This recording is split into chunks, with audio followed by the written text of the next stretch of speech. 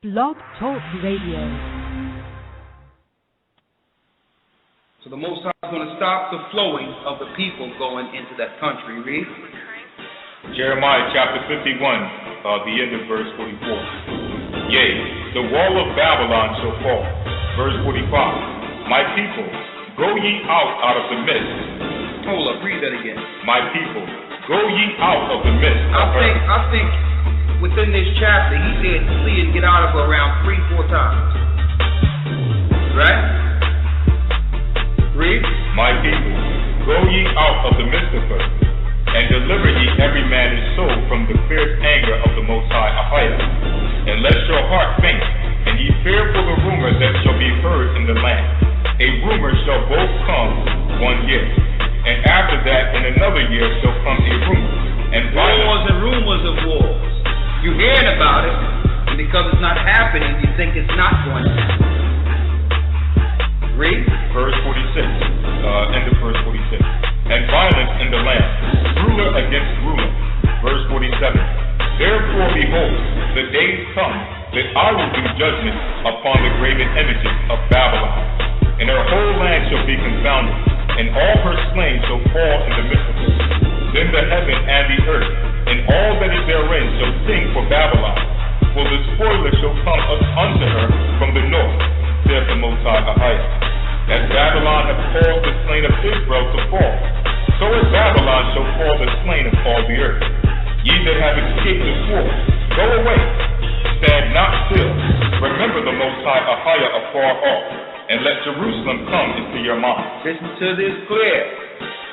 Ye that have escaped the sword, that means you escape the destruction that's coming to Babylon, go away and stand not still. So when you leave, remember the power or the God, AHAYAH, afar off, and let Jerusalem come into your mind. That's looking forward, not looking back. Now let Jerusalem come into your mind. She's finished. Right? Read. Verse 51. We are confounded because we have heard reproach. Shame has covered our faces, for strangers are coming to the sanctuary of the Lord's house. Strangers have destroyed us. Strangers have destroyed our sanctuary, our belief. They destroyed our understanding so that we cannot connect to our God. They've given us their gods. Baal, Satan, the dragon, Moloch. These are the gods we've been worshiping ignorantly. Jesus, Zeus. Okay, we ain't know nobody named Jesus. Total madness. And then when we wake up and understand these things, we say, well, hold up. I'm a stranger here. You dragged me here. And the Most High starts reviving us. They be like, okay, we have one who's the extremist. You're a terrorist. Read on. Jeremiah chapter 51, verse 52. Wherefore, behold, the days come, saith the Most High AHAYAH, that I will do judgment upon her graven images. He's going to destroy all your images and your idols. And man, if you even look at Washington, D.C., it's idol after idol, monuments of idols, obelisks, which is man's personal member. That's what an obelisk is. What's that, the Washington Monument? Idols every place. 5-pointed stars every place. But what if some did not believe? So what if you don't believe what we're teaching you? Paul asked, so what if some did not believe? Shall your unbelief make the faith of God without effect? You mean the Most High is going to stop his own program because you don't believe them? No, you're dead. That's what you are. Okay, his program was before us, and it will be well after us. And that's for the people that's walking out there. Well, there's wars all the time. There've always been these situations. Every few years this happens. Nothing is going to change. That's a dead man.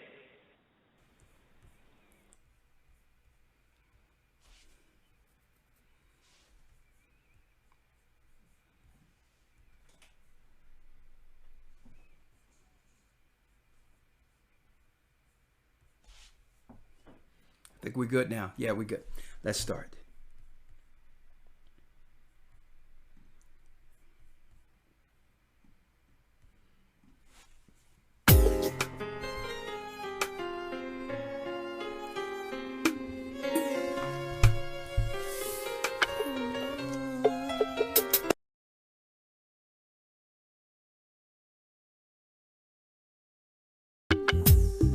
The 12 tribes of Israel. In 721 BC, the Assyrian king, he took us down, we fell. With a great escape, we went through the Euphrates. The Lord held the water still. To a land where no mankind dwelt, we went. The 12 tribes of Israel. That's who we be. Manasseh, the Cubans, Ephraim from Puerto Rico, and Valley from the Isles of Hawaii. The Lord is calling back Israel. Zebulon from Panama, Cat, the North American Indians, Simeon, the Dominicans. AHAYAH gathering Israel. The Arabs and Africans told us at gunpoint. Together our wives and children then sold us. In the belly of these great ships we traveled in fear. By the rivers of Babylon we found our brothers here. AHAYAH gatherers in Colombia. Australia, Issachar, the Mexicans, AHAYAH gathering Israel, the Negroes, Benjamin, the West Indians, Levi, the Haitians, AHAYAH gathering Israel.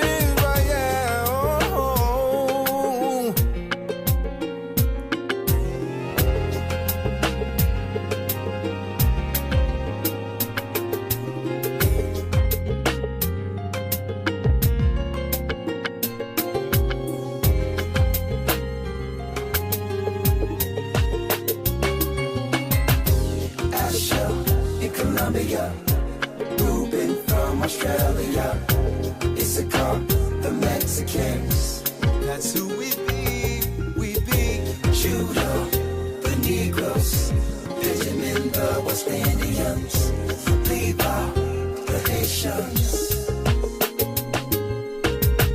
Manasseh, the Cubans, Ephraim from Puerto Rico, and Valley from the Isles of Hawaii.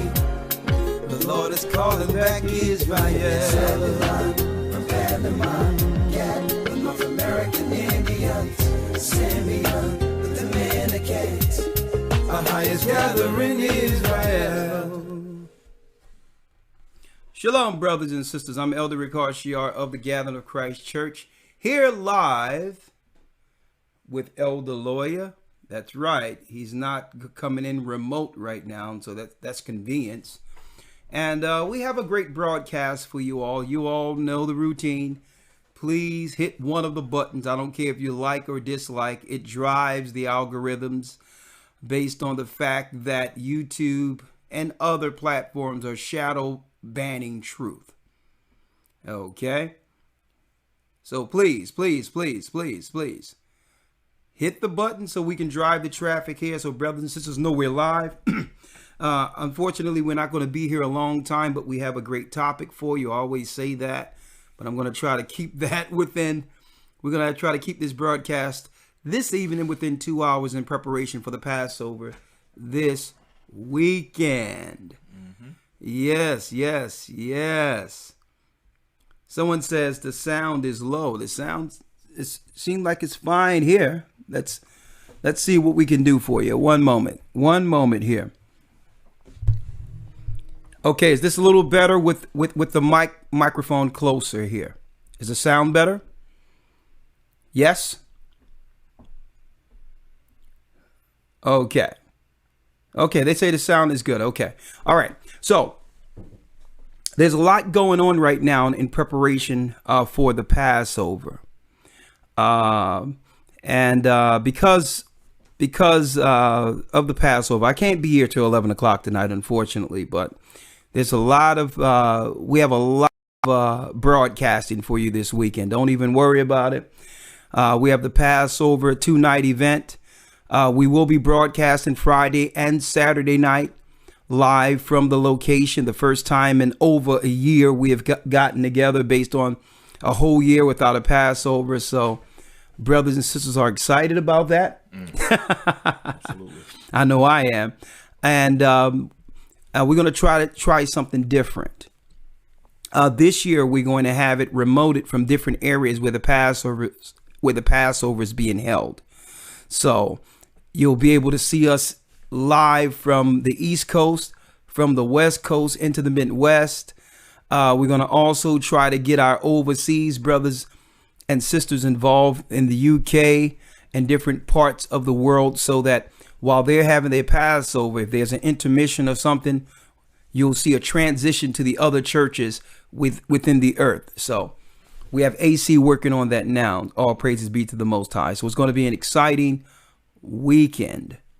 And yes, this Passover, Friday sundown to Saturday sundown, okay, which is the beginning of the Feast of Unleavened Bread, is the true Passover according to the original calendar, according to the original Sabbath calendar.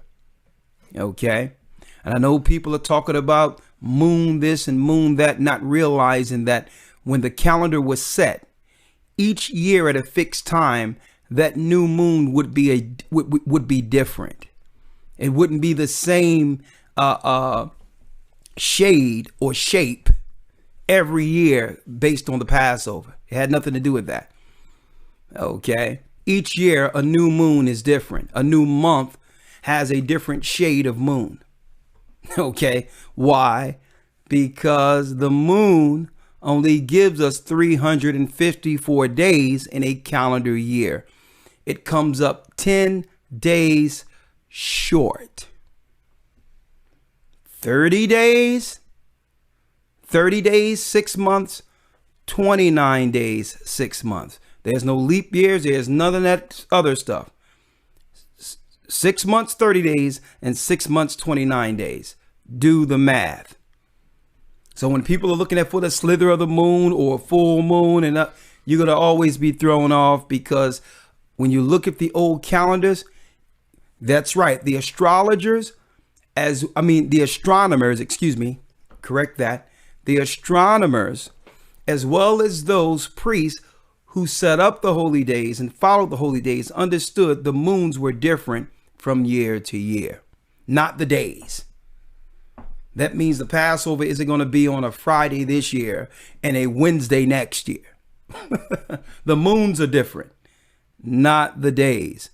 All holy days are on a fixed time every year. Okay. Now, get your calendar. Get your calendar. Go to gathertochrist.org. Get the calendar. It gives you the Sabbaths broken down and the holy days in between, so you're on schedule with the heavens. When we fell to Babylon, we begin to follow the moon only. Okay? I wanted to put that out there. A matter of fact, let me get a pseudepigrapha real quick. One moment. Let me see if I have a pseudepigrapha here. And I do. Go to our library here. Elder Lawyer, yes. If you can get me Jubilees out there where the Most High gave this to Moses. Jubilees is the secrets of the times that is spoken about in Wisdom of Solomon, the 14th chapter. And when you go into the book of Jubilees, it says expressly, he told Moses, always deal with your holy days and your counting according to Sabbaths, and do not follow the moon. If you follow the moon only, you're going to go off and profane my high holy days. And this is why he's the Most High all through the scriptures, Exodus 20, re-emphasizing Remember the Sabbath to keep it holy. Remember. It's not just talking about the weekly Sabbath. Okay. The whole year is a Sabbath of 52 weeks. Your yearly Sabbaths. Or you're going to go off. Read it for me, Elder Lawyer. Yes, sir. Jubilee 6:32.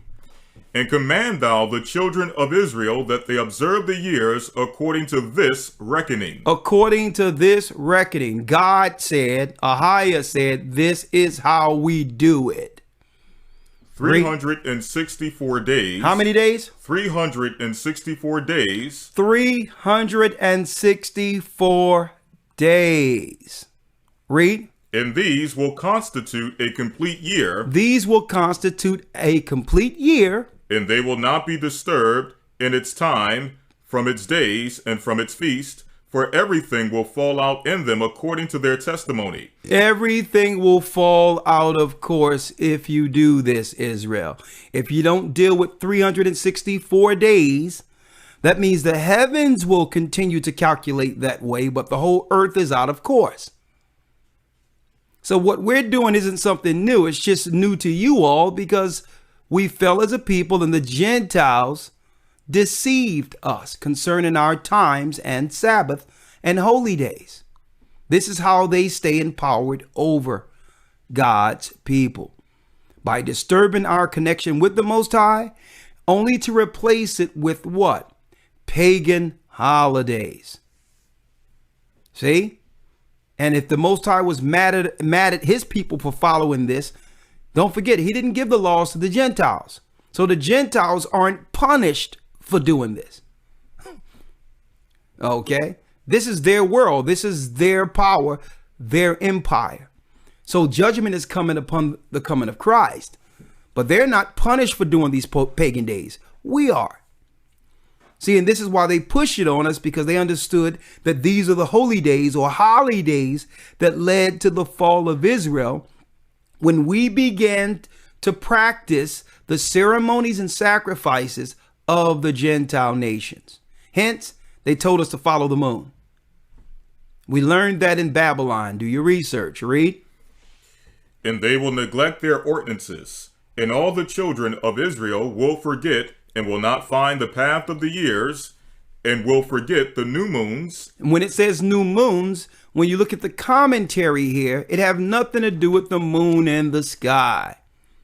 It's new months, which are intercalary days for changes of seasons. So you see that moon there, you think it says moon, but when you look in the translation, it's month. See? Intercalary is the change of seasons. You have 4 per year, 360 days, and in between the 360, 4 to separate the seasons. 364, 52 Sabbaths. 5 and 2 is 7. Read that last piece again, Elder Lawyer. Yes, sir. And the children of Israel will forget and will not find the path of the years, and will forget the new months and seasons and Sabbaths, and they will go wrong as to all the order of the years. And they will go wrong to all the order of the years. You'll start we would lose calculations, or the calculation of time, according to God, according to the Almighty. We are not in year 2020. That's a lie. And Satan did this. He did this with his elite powers and all those under Julius Caesar and others, straight Satanists. Okay? Did this on purpose, so that people who are looking at Bible prophecy would believe that the Bible isn't true, because why? People are living way past the time span that was prophesied by thinking they are in the year 2020, counting from the day of our Lord. They're liars. Okay? We're not in the year 2020. Okay? In reality, and I did the research and we've broken this down in the academy, they've added hundreds of years to the calendar and have deceived. And when we woke up in slavery, and they started training us as children to put the dates on the papers. That's what make us believe we're in this year. Okay. But you look at the calendars of China, Babylon, different parts of Greece, even Ethiopia. Everyone is on a different calendar. When God made one earth. Go figure. So we're in 2020, but in Ethiopia, they're in another year. The Greek islands have the closest time to the time we should be under. They lied. They always lie. So we woke up in slavery and we woke up in a new time with no research to be able to question the lie concerning the years. Read it. For I know, and from henceforth will I declare it unto thee, and it is not of my own devising. For the book lies written before me on the heavenly tablets. The division of the days is ordained. The what? The division of days is ordained. The division of days are ordained from heaven. Not from Julian calendar, Gregorian calendar, or any other. Daniel 7:25 expressly told us about the fourth beast. We broke him down. We broke down the fourth beast last week in the academy. That they should think to change times and laws. The fourth beast are who? The Roman Empire. Okay. The Roman Empire did this. Julius Caesar. After Gregorian, all these were Romans lying and would think to change times and laws. Who times? Who laws? Ours. The book belongs to us. The laws, statutes, and commandments were given to the children of Israel. So they wasn't looking to change what the Gentiles were doing. They were looking to disturb the days we connect with our God. Henceforth become subservient to the Gentiles who serve these lesser gods. For Easter, who's the goddess the star. For Christmas, celebrating the virgin birth of Tammuz, Nimrod incarnate. Has nothing to do with Christ and Mary. Read it. Lest they forget the feast of the covenant and walk according to the feast of the Gentiles after their error and after their ignorance. For there will be those who will assuredly make observations of the moon. Read it again. The Most High warned Moses that people would start calculating time. What? For there will be those who will assuredly make observations of the moon. They would be looking outside for the slithering of the moon, which is utterly ridiculous because the moon followed the sun in courses for time, not the other way around. Okay, not the other way around. The sun leads in course, not the moon. You have the greater light and the lesser light. So in order for you to tell time, it's like you looking at a clock, attempting to tell time with one hand. When the Most High made the moon and the sun and the moon, which is the lesser light. So you won't know the course of the new moon unless you know the course of time according to the sun, because the sun takes a 364-day course. So you don't know what moon you're in or new moon for that particular year if you're not following the sun with it. Got it? Read it. For there will be those who will assuredly make observations of the moon. Of the moon. How it disturbs the seasons and comes in from year to year, 10 days too soon. And the Most High told Moses, listen, don't observe the moon because the annual clock for the moon, it comes in annually 10 days early in comparison to what? The lunar cycle. See? I mean, the solar cycle. It comes in 10 days early, which is 354 days. See? You can't take a calculation with the moon when the moon is a 354-day annual cycle. Read it again. For there will be those who will assuredly make observations of the moon. And that's the mistake people will make. They'll go where it says the moon and the moon and the moon. And that's Most High said the moon. Okay, what about the sun? We're not discounting that it says the moon. In proximity to what it follows in its courses. It's both. So you have to know what's going on with the sun to know what moon is a new moon from year to year. It's not the slither of the moon or a full moon or a half moon.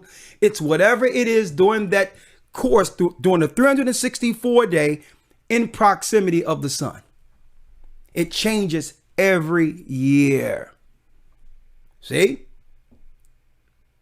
Read. What disturbs the seasons and comes in from year to year, 10 days too soon. 10 days too soon. So he says, watch it, because our people are going to be following and trying to do holy days, looking at the moon only. Mistake. Okay. Now I'm giving you this information from experience, being one who, when I first learned I was a Hebrew, was following the old way of using the moon. So it's not foreign to me. I know what it is every year to have to pull up a calendar and try to look at a moon and try to figure out what day the Passover is going to be on based on the moon only. I was there already. But the Most High opened understanding that he gave Moses. It's in the records. And this is why every Hebrew, including the Jewish people, each year their holy days switch to different days of the week. A Passover will be Tuesday this year and Wednesday or Thursday next year or Saturday next year.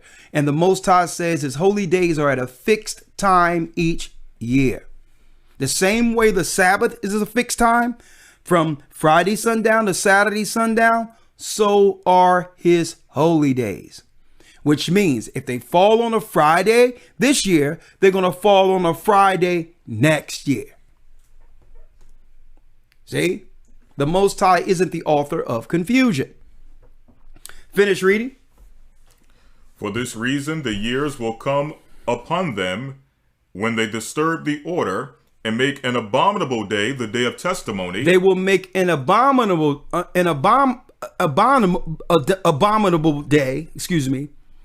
a day of testimony, a day that should be with the Most High.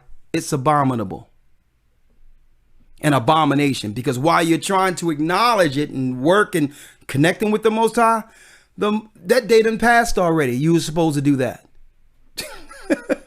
And you're gonna come with full fervency, thinking that it's the same time the Most High said do it. Now, the Bible says, in times past, he winked at our ignorance, but now command everyone everywhere to repent. When we didn't know any better, okay, grace covered you then. The same way we didn't know that Sunday worship was wrong, that it was Babylonian. The Most High still accepted our prayer and our worships in ignorance, because he knew we were trying our best, but we were off. The Gentiles did what? Put us off of the Most High's time. So he understood that, and God gave us grace. But there's no excuse now. There's no excuse. And when you get people out there saying, well, who knows now? This is what they're saying now. Even Hebrews. Well, who knows at this point? Well, when Christ come back, he'll put us back on the right time. You have Hebrews saying that. Well, okay. Well, why aren't you saying that to the Christians who are worshiping on Sunday? So when you were saying Friday sundown to Saturday sundown, it was all good.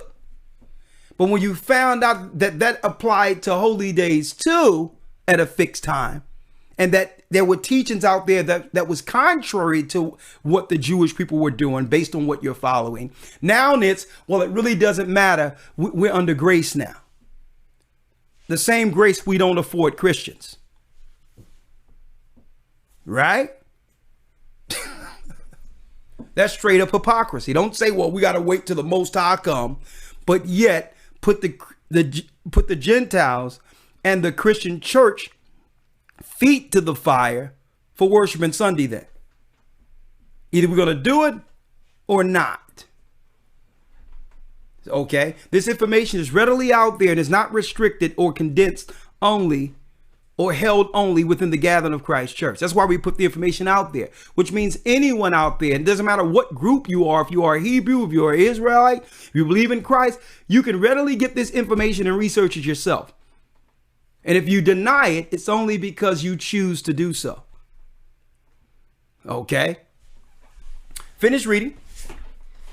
It says, for this reason the years will come upon them when they will disturb the order and make an abominable day the day of testimony, and an unclean day a feast day, and they will confound all the days, the holy with the unclean, and the unclean day with the holy, for they will go wrong as to the months and Sabbaths, and feast and jubilees. For this reason I command and testify that thou mayest testify to them. Tell them. He said, Moses, tell my people down there that were there on the plains near Mount Sinai. Go down and tell my people. Now, this was along with remember the Sabbath. Read. For this reason I command and testify thee that thou mayest testify to them, for after thy death thy children will disturb them, so that they will not make the year 364 days only. He says, when you die, Moses, my people, your people down there, are going to go off and not going to reckon days or reckon a year, 364 days only. That's total confusion, telling people 365 and 3/4.2 days and all this crap. What is that? That's total confusion. And we listen to these simple demons that you think are educators, when the only thing they have to do is count to 7. Read.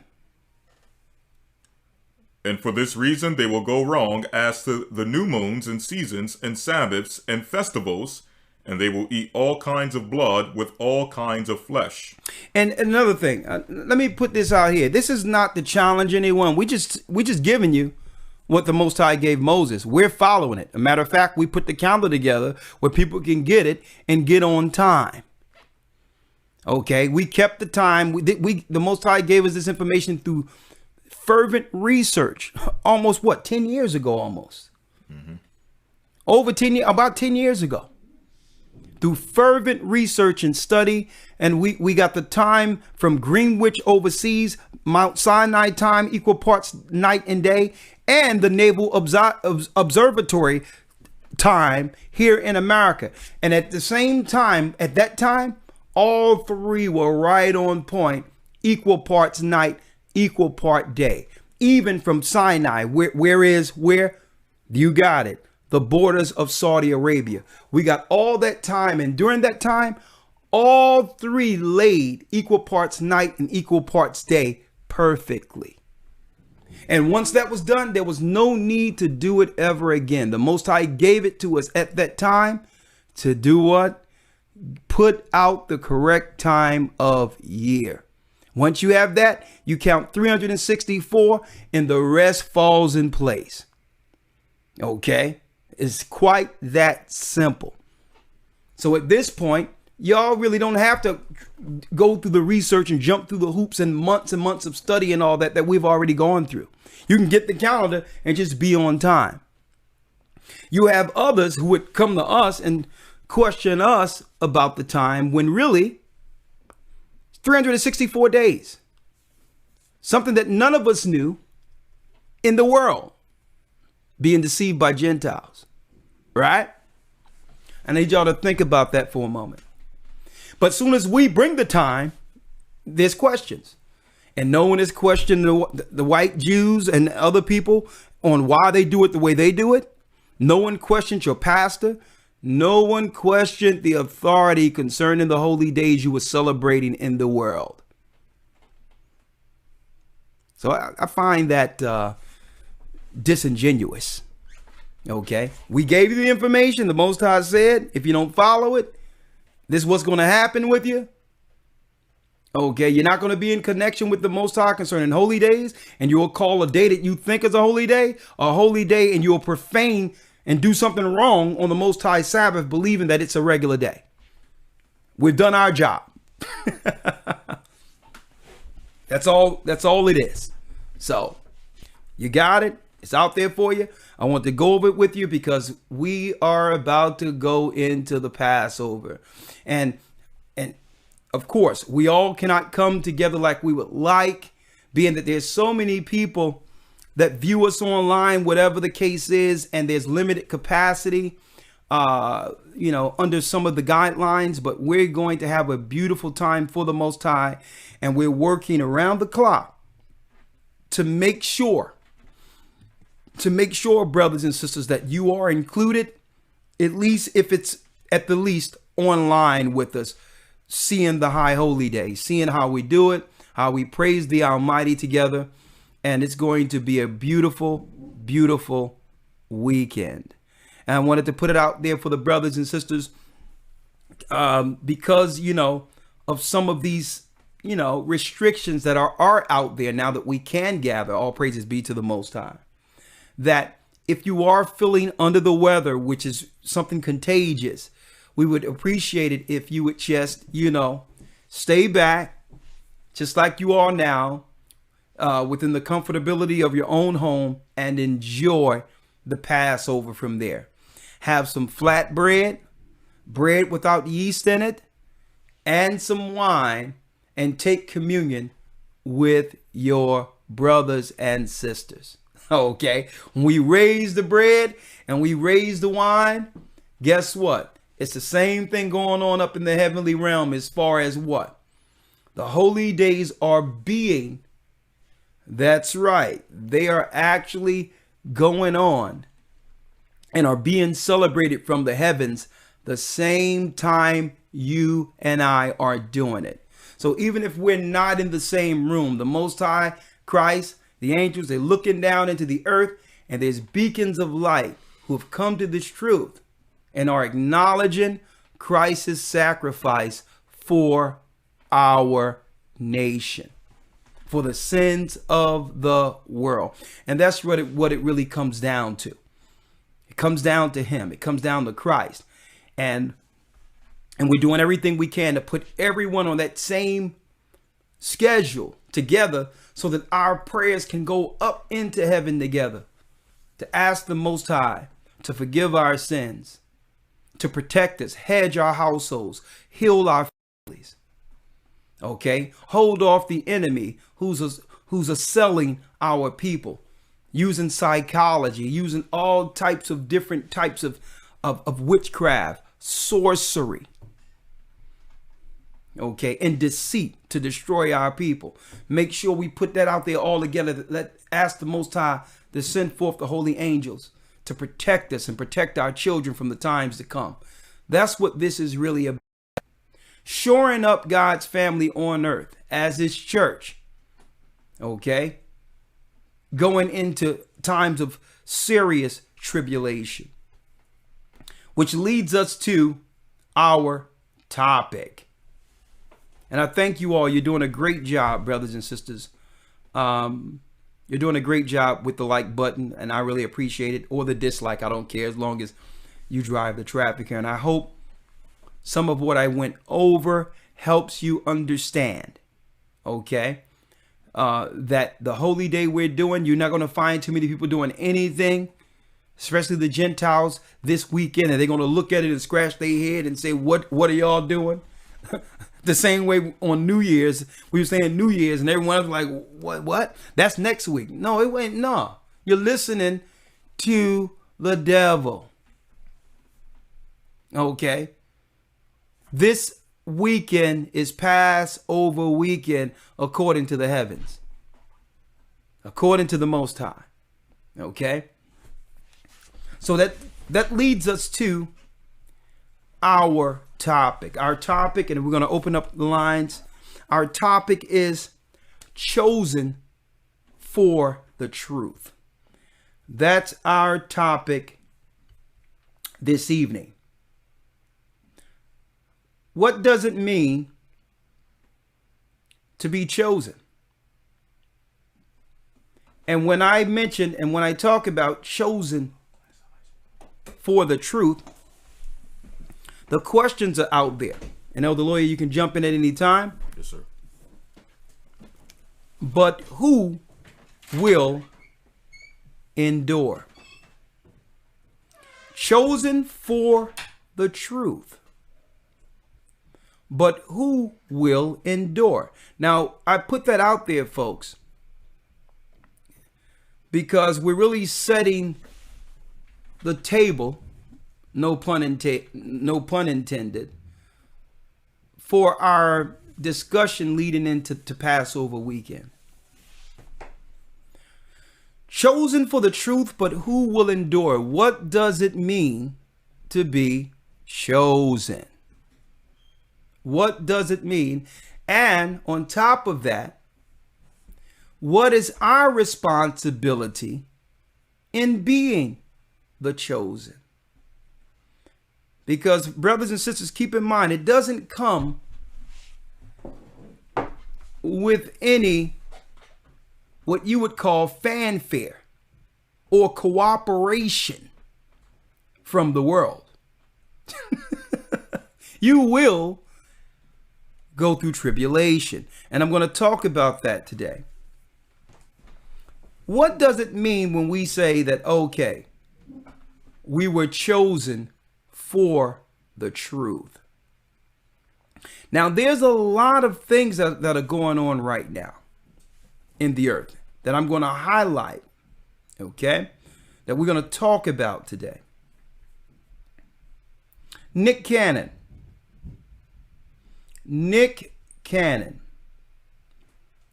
Now,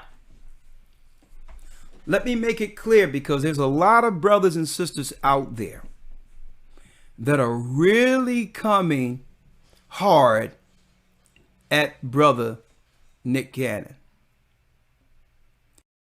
And the best I can say is understand the position he's in. That's number one. Okay? And brothers and sisters, you have to realize he wasn't called to be a prophet, teacher, or initially. Here you go. Let me get that. Thank you. I appreciate it. He wasn't called. This is you can have that. I'll take that one. You have it? Okay, great. I appreciate it. You're out. Keep in mind that what I see in the brother, and I look at him as a younger brother, what I see in the man is someone who was fervent, gung-ho, with a lot of information, who needed guidance on how to articulate, his message. That's what I see, more so than someone that people, he's sold out, he's this. Nah, I understand when you first get this truth and the fire and the veracity you go without care of how it affect others. I understand what that is. I know the truth. I got the truth. But that's a young person wielding the sword and don't realize how dangerous it is. I've been there. And I'm not just talking about, and some people feel a certain type of way because, okay, he was telling the truth about Jewish, whatever the case is. Doesn't have nothing to do with that. Mm-hmm. Look at how you get the truth and become a lion in your own house. Change when it comes to your wife, or change when it comes to your husband. Treat your family a certain type of way, and you're thinking and claiming, well, they got a demon on them. When the reality of the matter is, it's not about a demon. You're changing. You're changing. and don't even recognize the metamorphosis. And that metamorphosis is good, that transition. But if you're not careful with wisdom, one can harm others during that change. And that's what happens. Even when Christ, even during the time of Christ, before Christ's ministry, when he had to fast that 40 days and 40 nights, when you fast a long time, folks, I'm going to tell you, all types of things be going through your mind and all that until clarity comes. And then there's a calm that connects you to the Most High.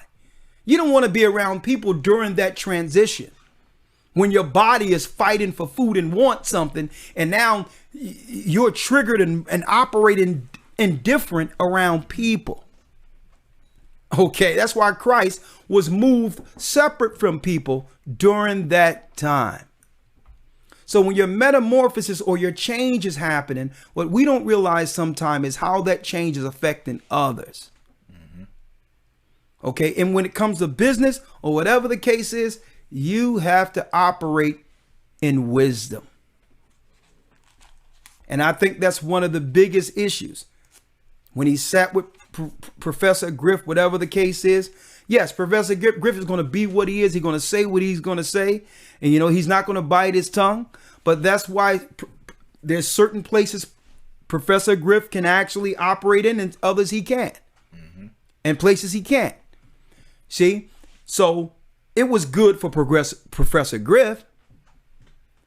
But that brother was, when he was all gung-ho and I'm Semite, and we're going to show the video in a second. He should have sought counsel on how to operate, because you think other nationalities of people, Chinese people, Jewish people, you don't think that they have their stereotypes and how they feel negatively about others? Of course. There's racism amongst every race. But see, look how they operate amongst people. How they do business. Feeling the way they feel, passionately about how they are, their pet peeves and who they don't like, but they know how to operate with wisdom amongst those they're using. Okay, so on the other hand, we have to understand that brothers have to operate with the wisdom of Christ. I send you out as sheep among wolves. Be wise as serpents, harmless as doves. So if you know that they're not the people or whatever the case is, and you are the people, when you're in that type of position, you don't even got to say anything about them. You can say everything about us. And that's what I'm going to be going into, Elder Lawyer, this Friday. You don't even got to talk about them. That networking you're learning and all that, yeah, they taught you the ropes. They taught you the game. Now you got to be able to have the wisdom to use that for your people. See, Christ was around Pharisees, scribes, people who even hate his guts, but they couldn't contend with his wisdom. Sometimes he didn't answer them, not at all. Afraid for his life, afraid for what? His end goal. Understanding that if he spoke out of turn and did something out of turn, it would prohibit him what? Him finishing. He had a goal. Get that real quick. He had a goal. Okay? And he wasn't going to let a proud spirit get in the way of that. Now I'm going to go into this. Now I wanted to preface it this way because you understand it's a little, it's a little cringeworthy to a degree. It depends on how you're looking at it. Okay. And tell me what you think about it. All right. But I believe the brother should have gotten counsel. And a thing where he didn't have to do it where he could tell people who he counseling with. It could have been private. That's how they operate. I need that scriptures on counsel in Ecclesiasticus real quick. And a multitude of counselors, their safety. He could call privately and say, and you know what? That's why even in the business world and out there in the industry and the stuff they're doing, that's why they have handlers. That's why they have PR people. Okay. I mean, how do you think, even though with R. Kelly and all his issues, why do you think he was able to operate so long in the business?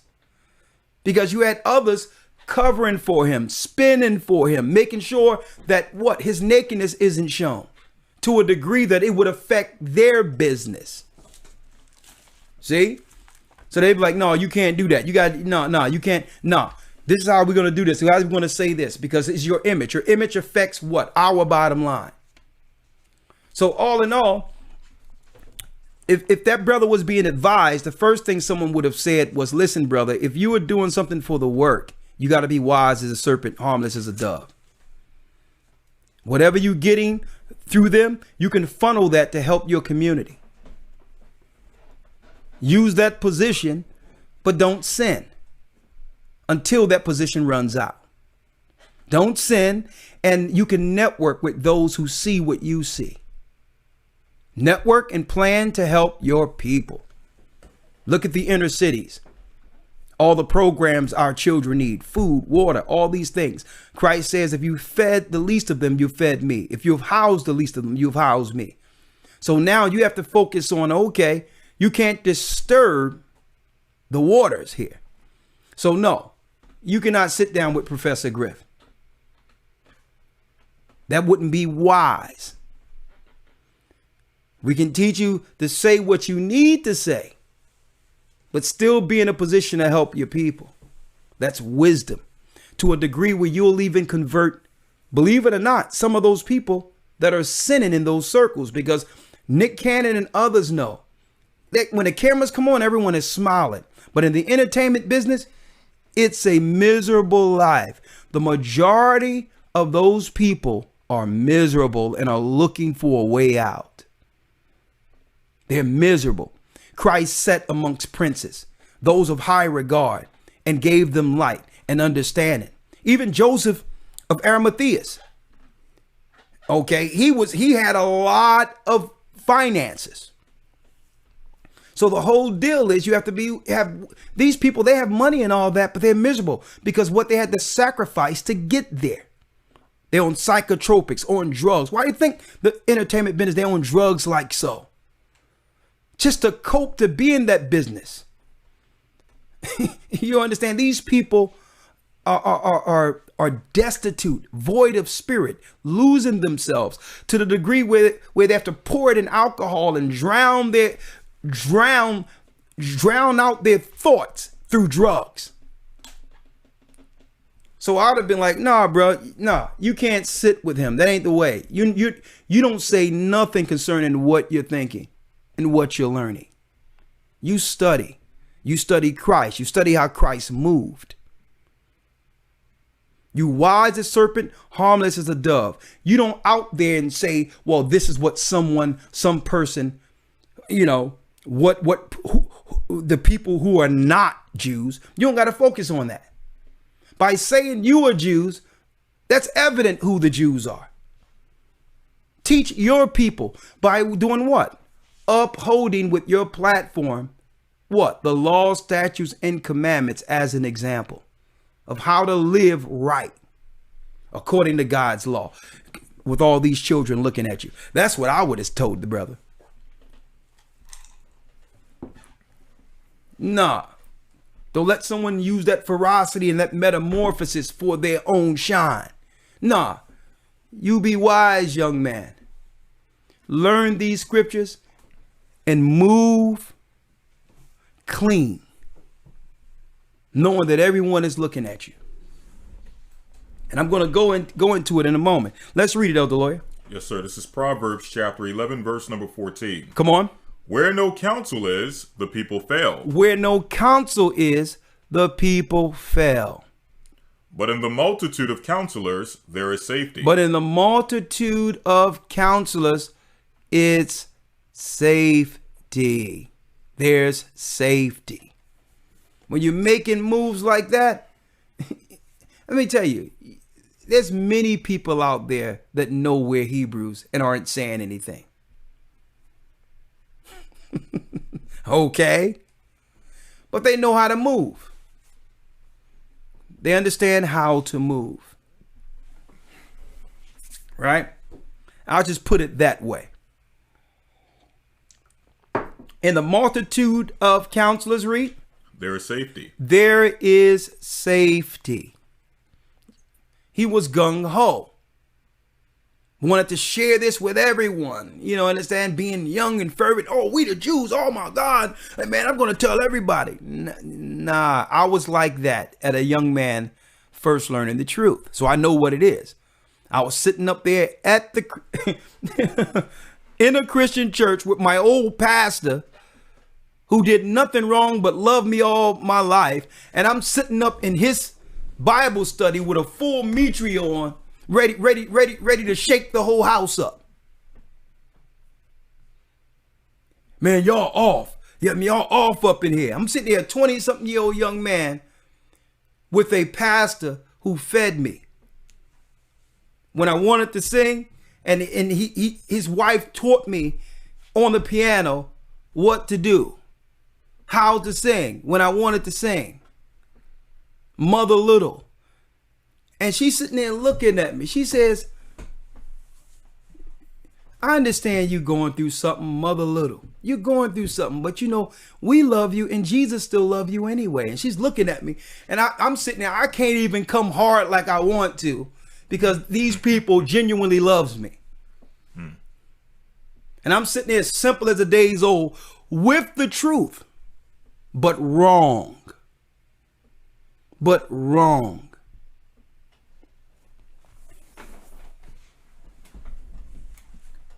And later on, when Bishop was about to pass, I mean, it hurt me because I was outside the country. But before he passed, he was going to give me the building I grew up learning in on 9th and Collar Street. He was just going to give me the building. Right now, that's in the midst of Center City, worth millions of dollars. He's going to give it to me to teach what I was teaching. And now who has it? I had to go. I had to set up churches. The Chinese has it now. They were trying to press him for the building. And eventually, while I was gone, the Chinese got the building. Okay. I don't mean to go into my personal stories, but I know what it is and what spirit one can be in, that fiery spirit when you first get the truth, where what? Everyone is wrong. You're pointing out everybody that's wrong. I've gone through it, folks. And what do? Alienate the people who actually loved you. Alienate the people who love you. All right. So I want to talk about this real quick. All right. There's two things I want to go into. Look at your screen. You have something else, the lawyer? Just a quick precept off of what you're just saying. Go ahead. 1 Corinthians 8:1. Now, as touching things offered unto idols, we know that we all have knowledge. Knowledge puffeth up, but charity edifieth. Exactly. Knowledge puffeth up. But what edifieth? But charity edifieth. Charity is love that edifies. No one is trying to receive the truth of the Most High and this word from what appears to be a devil.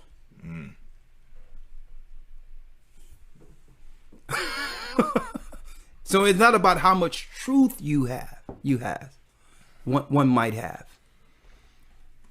So when you're dealing with that, you got the truth, you got to understand you must balance that with wisdom. You don't understand the power and the responsibility of that power that has been bestowed upon you knowing the truth. You have no idea. You're speaking to people who haven't learned anything in a bubble, in a vacuum. And it doesn't make you more proud or more better. It makes you chosen. And with being chosen comes a responsibility. You can't just get a sword because you learn how to swing a sword and go outside and just start cutting, just start swinging because to show people how well you wield a sword. No, it don't work that way. The Most High have given you the understanding to be a light. That's it. Not to show you know more than others or you're better than others. That's proud. And the Bible tell you about a proud man. And I'm glad you brought that, Elder Lawyer. Knowledge puffeth up. Knowledge puffeth up. And what happens is the people you used to be able to relate to no longer can relate to you because you have so much knowledge. They're in conversation with you, it embarrasses them. And who want to be around a person getting embarrassed? It embarrassed them because they know you have more knowledge than them, and it intimidates them, and it's now you can't even have a normal interaction with people anymore. I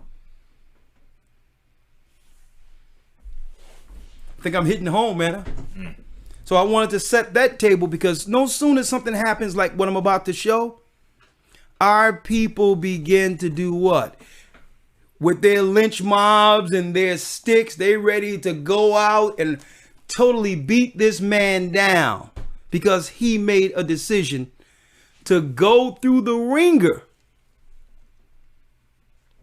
for whatever purpose, to sustain or to keep his livelihood. And I'm not coming down on this brother Nick Cannon for that. Why? Because he didn't use wisdom, and you know, he should have gotten counsel, and I understand where he is. So he sold out. He just see that. Nah, you know what? That was courageous, and he cannot take back what's out there.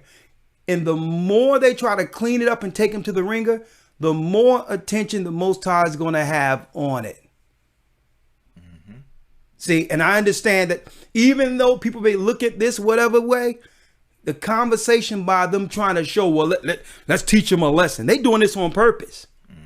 And they may just discard him anyway after this. But anyway, they need to make an example for anyone else who may look to come this way. This is how they operate. Okay, this is how they operate. We have to make an example of him. But the whole deal is the Most High is still going to do what? He's going to show this for good. There's going to be many people who didn't even know who this young man was that's going to look into what he said.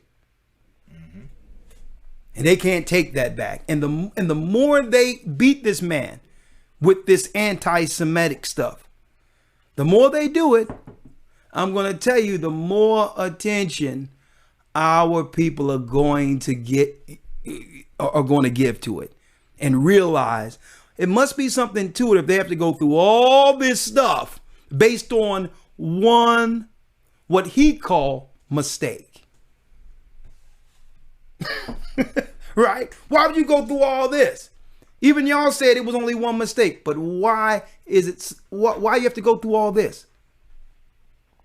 Let me play what we're talking about. Listen, fair use, and keep in mind, fair use, and what I'm going to do for the sake, let me get the headphones, and for the sake of copyright,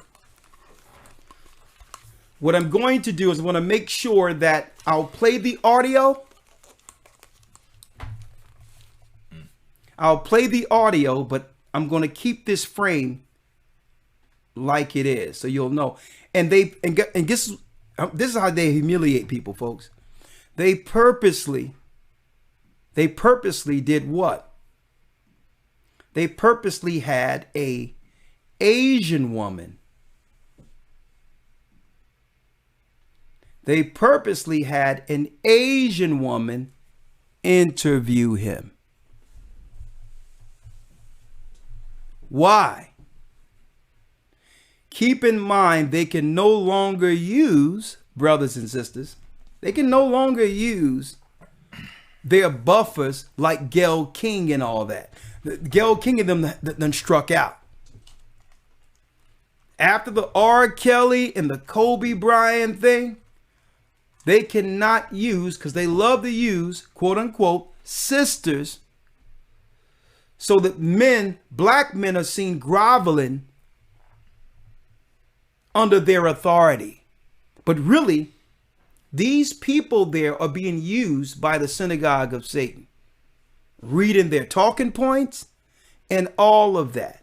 So they purposely had an Asian interviewed him. She don't even have any skin in the game. What she care about whether or not someone believed we're Jews or not? Right? So, let's play it. And I'm going to tell you, all through this, they're looking to humiliate this brother. Let's listen. We turn now to Nick. Okay, good. Cannon, sitting down for his first TV interview since widespread condemnation over his anti-Semitic comments. Here's ABC's Lindsay Davis. You've made a very clear distinction between an apology versus atonement. Atonement. Are you seeking forgiveness? I'm not seeking forgiveness. I'm seeking for growth.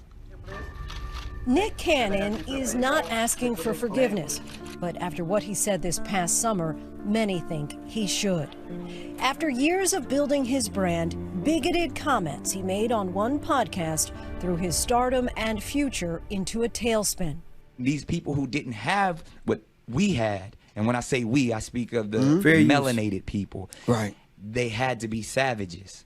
They had to be barbaric. The Cannon's Class episode featured Richard Griffin, a.k.a. Professor Griff, who had been kicked out of Public Enemy back in 1989 for anti-Semitic comments. He and Nick retread anti-Semitic conspiracy theories and questioned the birthright of the Jewish people. The Semitic people are black people. Right. You can't be anti-Semitic when the Semitic, when we are the Semitic people, when we are the same people that who they want to be. That's our birthright. That's our birthright. The reaction was swift and widespread. Rabbi Abraham Cooper condemned the commentary, saying anyone seeking a PhD in Jew hatred should watch this interview. Explanations and subsequent apologies fell short. Nick lost his deal with Viacom CBS and stepped away from a daily radio show. An upcoming talk show was put on ice.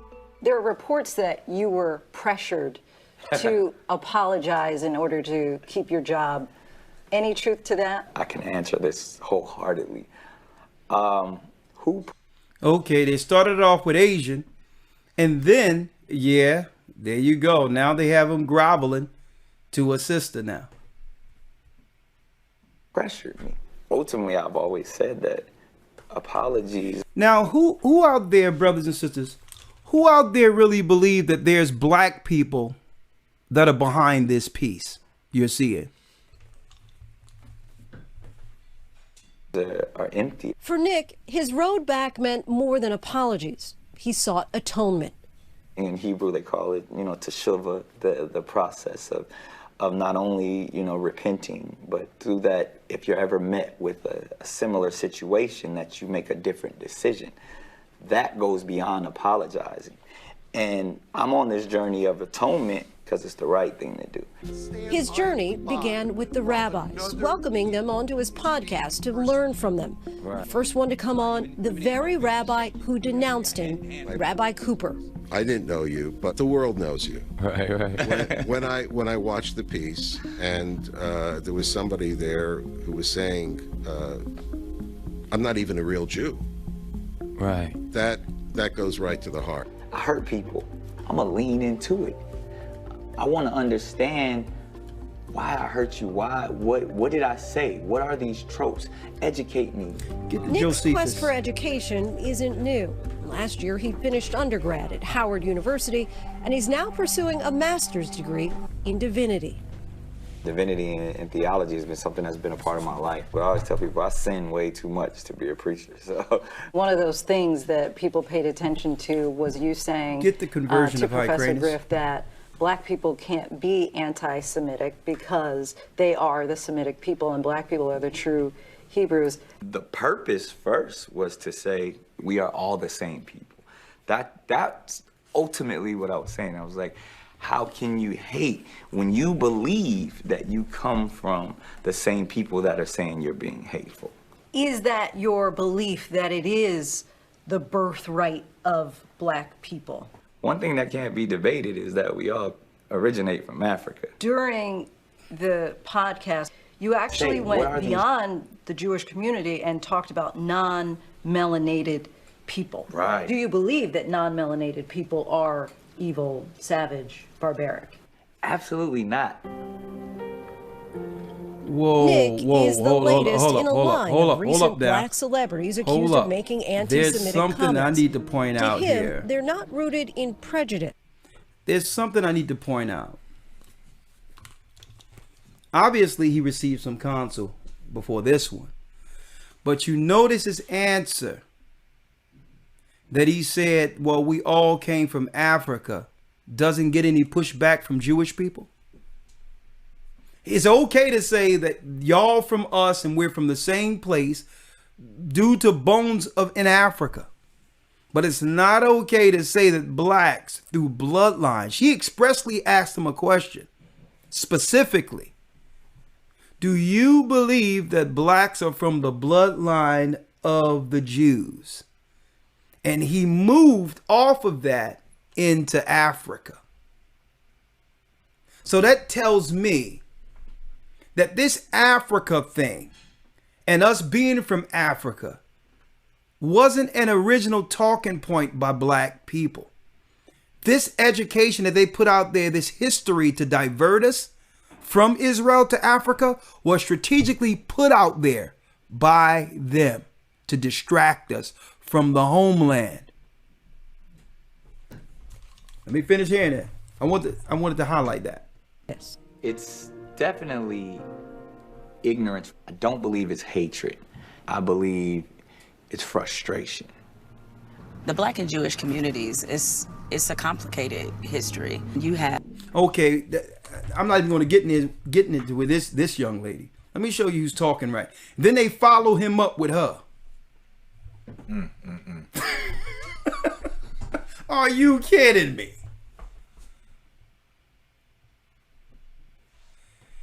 But you know, through this piece have allowed a segue for him to actually, you know, come back under the grace of the powers that be for work. They say, well, listen, because I'm going to tell you, when it comes to the business and him understanding how to navigate and produce shows, this brother at his age is second to none. Okay. This guy is smart when it comes to that industry and how to create, you know, buzz with shows and all that thing, you know, because he's sitting in rooms with white collar bigwigs who really don't know the streets like that. And this is why they always utilized or dependent. They were dependent on his expertise, knowing how our people, you know what I mean, what our people like to navigate around as far as media goes, what we like to gravitate towards. So they told him, do this piece, will allow you to get back in, right? But it's one thing I wanted to show real quick. One thing I wanted to show. And our lesson today, going back to here because there's something else I want to pull out here. One thing I wanted to actually pull out, let's see here. Yeah, I'm going to do this next. One thing I wanted to pull out when they asked him, well, are those people, the Caucasians, are they Jews? Now, the proper way to answer that, honestly, is yes. They are Jews. But you have to understand when the terminology changed from Israelites to Jews. Okay? Now, why am I going here? They converted during the time of Hyrcanus. Okay? During the time, with the Hasmonean dynasty and all that thing that was going on there under the Maccabean brothers, eventually there was a segment of Idumeans who were white Europeans who converted into what they call now Judaism, where they were converted by black men, black people. See, that's history. So I would say, well, yeah, they're the Jews, but they're not from the bloodlines of Judah. There's a clear distinction.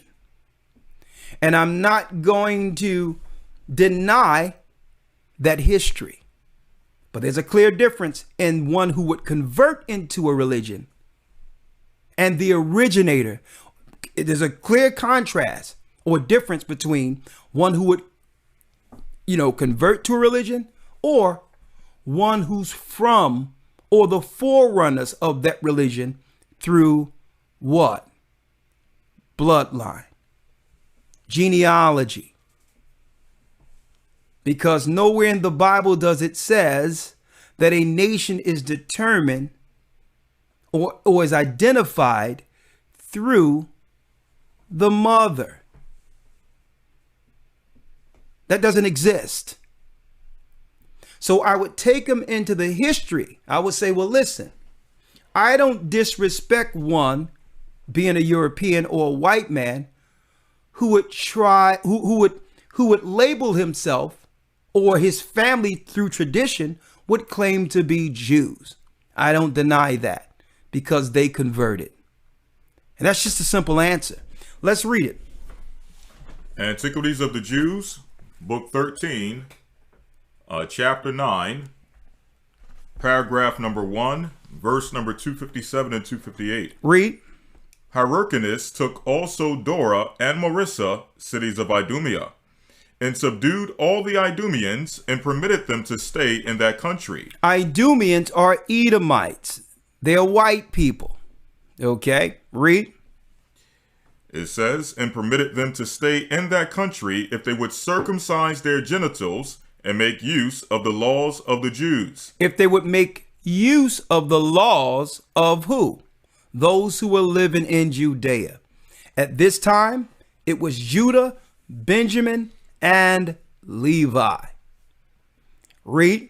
And they were so desirous of living in the country of their forefathers that they submitted to the use of circumcision and the rest of the Jewish ways of living, at which time therefore this befell them, that they were hereafter no other than Jews. They was what?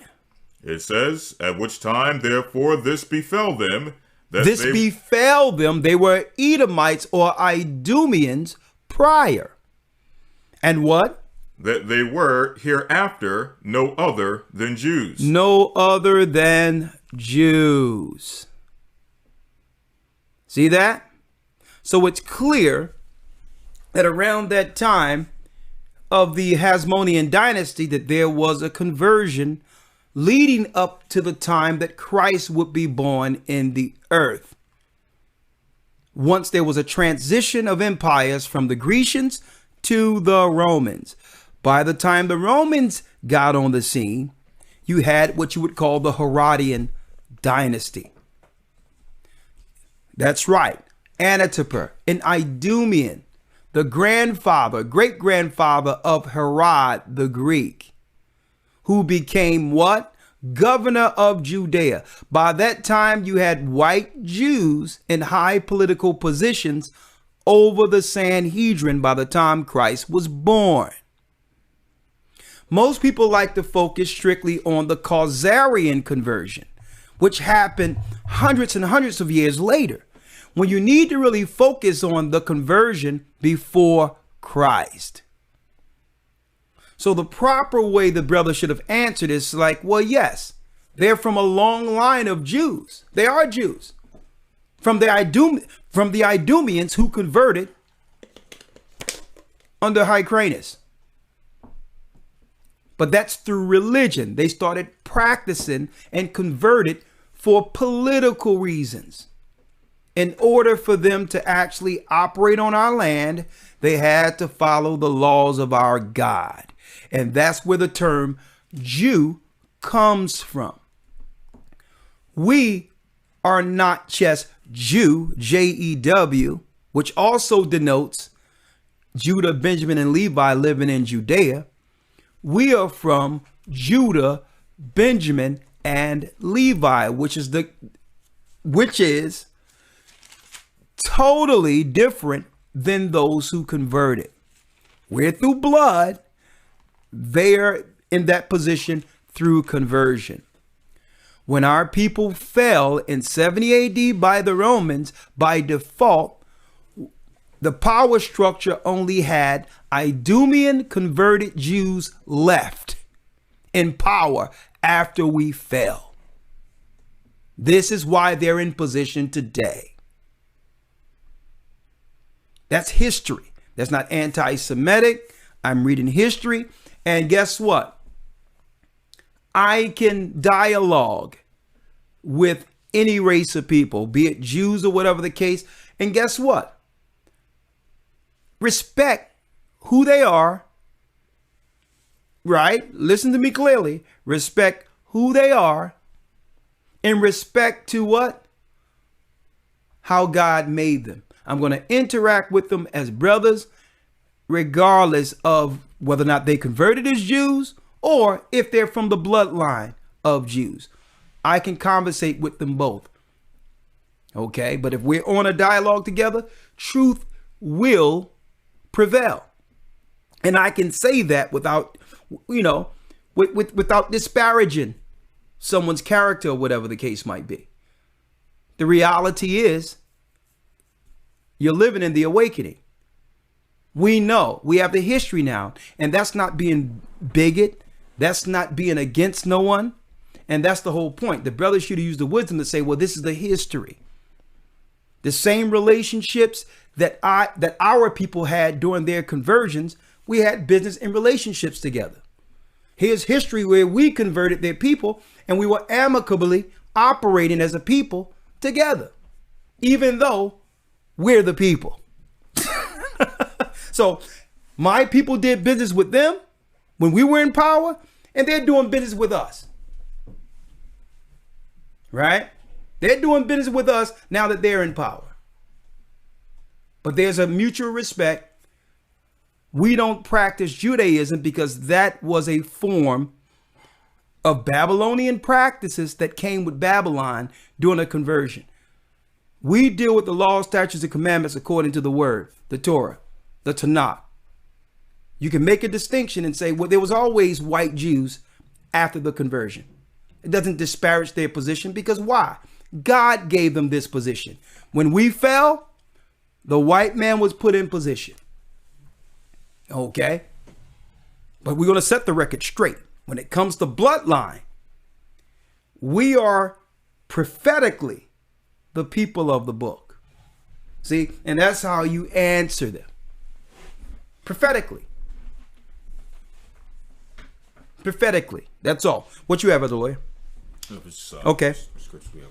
Now, speaking of truth, one other thing I wanted to highlight before I open up the calls. All right. Speaking of truth, do y'all remember this brother? CNN World, the Tanzanian president who came against the world powers and CDC during the whole Code 45 COVID-19 scare of 2020, who stood up and was making fun of it and telling people like, listen, this is, they're looking to, harm our people, and stood against it. Well, guess what? He stood for the truth and came up missing. More of what happens when you get the truth and when you go out there with the understanding, right? Keep in mind, folks, you have to be hedged by the Almighty when you're putting certain information out there. Segueing from one powerful young brother, Nick Cannon, to a president of a whole country. Tanzania's president, Magufuli, dies after weeks unseen. The one that stood up against and was trying to stop them from pushing the virus on Tanzania. How do a whole president go missing or unseen? A whole president. Have you seen the president? No, I ain't seen him. How do a whole president go missing? Tanzania's president, John Magufuli, has died at a hospital in Dar es Salaam. The country's vice president announced in a televised address. Guess who announced it? The vice president. So anybody want to ask him, how did the president go missing? The country's vice president announced in a televised address Wednesday. He was 61. And they say he died of a heart ailment.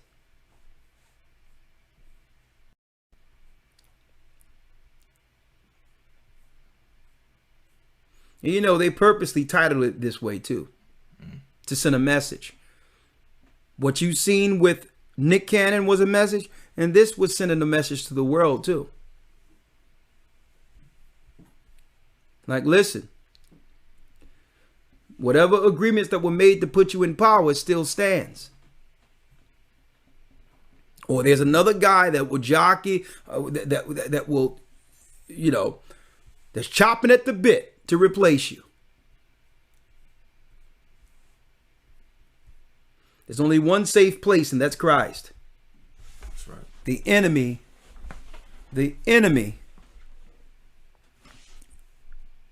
will never play fair. I want to put that out there. Now, going into what I want to talk about tonight,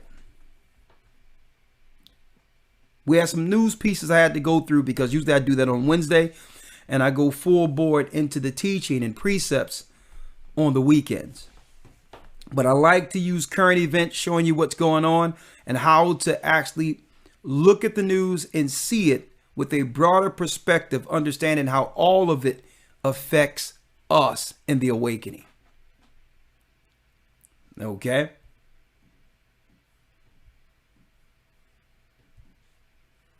One moment here.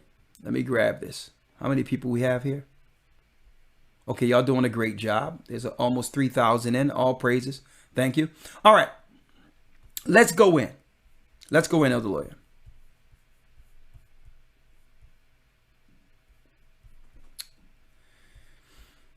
All right. Chosen for the truth, but who will endure?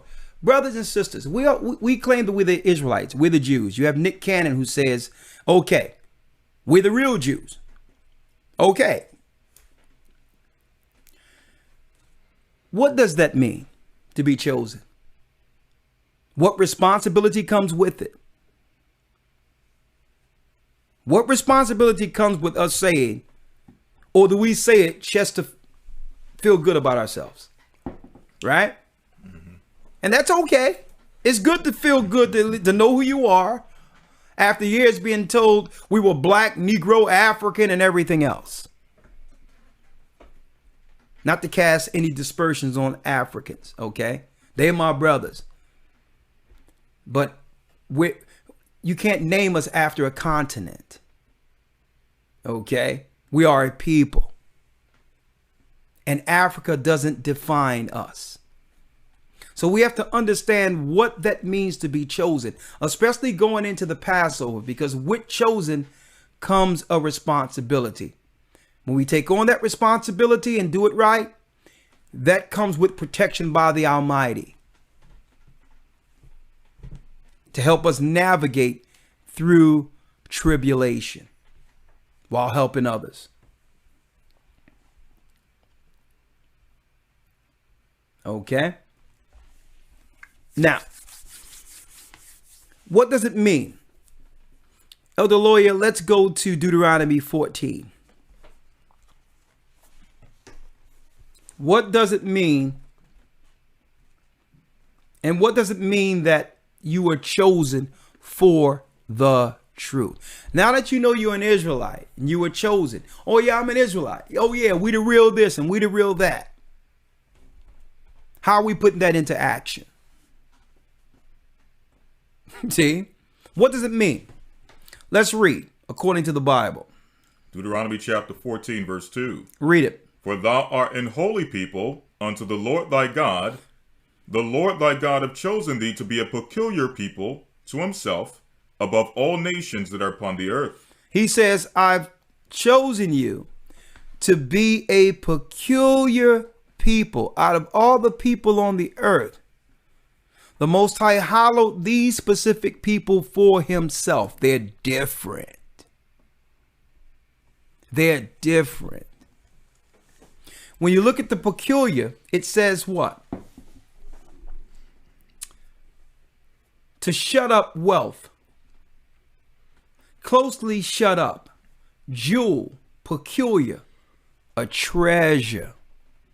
So the Most High says that his people are what? A treasure to behold. We're his treasure. Now, when you look at that shut up, hallowed, that in of itself is saying that there's supposed to be some interworkings being hallowed from all people amongst ourselves and with our God.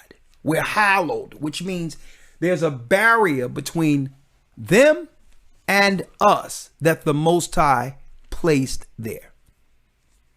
Jewel, treasure. So that if that barrier is taken away, the other nations become filthy rich, spoiling us.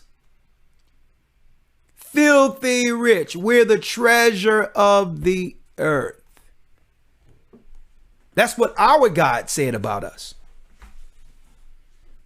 And even Christ came back on top of it and confirmed it by saying, yeah, you are the salt of the earth. Y'all the flavor. But what good is it if you've lost that flavor? Salt is no good if it doesn't have what you actually use it for. Flavor. See? So peculiar. A jewel, a treasure. So, folks, according to the Bible, that's regal, which comes with a lot of responsibility. But the question is, and I wanted to put it out there, do we just want the title, but don't want to do the work to live up to to measure up with how the Most High actually sees us? Think about that. I'm putting these questions out there so that y'all can answer this. Because a lot of people never ask personally, what is my obligation for my nation? Now I know I'm an Israelite. Now that I know I'm chosen. What is that? Well, number one, you are a jewel. We were to interact with each other and to support each other internally first, outside of every other nation. This whole earth would collapse. Their whole economy would just flatline. And they know it. And they know it. See? Let's finish reading. Come on. Yes, sir. Deuteronomy 14, verse 2. For thou art an holy people unto the Lord thy God, and the Lord thy God hath chosen thee to be a peculiar people unto himself above all nations that are upon the earth. You're different than any other race of people. You always knew you were different, but you didn't know why. We just didn't know why. That's because we are the children of Israel. And I don't have to put someone else down to take ownership of that. I don't even got to speak about what the other people are and what they're talking about. We can take ownership. We can take ownership without even giving them any shine. It's time for us to just take it on, and regardless of what other people think, and stand in what the Most High made us. Because me saying I'm an Israelite isn't bigoted or hatred towards another race of people. That's who I am. See, that's who you are. And it comes with a responsibility. And if we take up this responsibility, keep in mind the reward that comes with it. Think about this, folks. You take up the responsibility of Israelites, keeping the laws, staying clean, not harming our people, following the 10 Commandments. What happens? Can you imagine the crime rate and how that crime rate will go down? Who loses if we follow the law? If we were to interact with each other according to this code of peculiar people, who loses? The enemy, who have created a world to benefit off of our chaos. The for-profit prisons and all that. Don't you know? Just the judicial system is a business in of itself because we are lawless. There'll be no family court. There'll be no, no judges saying being tough on crime and packing people in jails. It'll be over. No prison industrial complex. It'll be over. See? Why are we dropping this on you? Because you have to understand not just how we see ourselves. We always understood something was special about us. But it takes it up a notch when we start realizing how God sees us. In spite of the flaws. We're all flawed. But there's something great in us. It's something great in us that we have to tap into. And the enemy is in a race to stop us from tapping fully into owning up to what's in us. It's a race for time. No, go ahead, get that shot. Get that. I'm going to tell you, folks, they know we're close. They know you're close. Hence the reason why some of the articles I've shown you today of what's going on with Nick Cannon and how they want to show him in a compromised position. Why do you think all that? You think who would spend so much time on one black boy?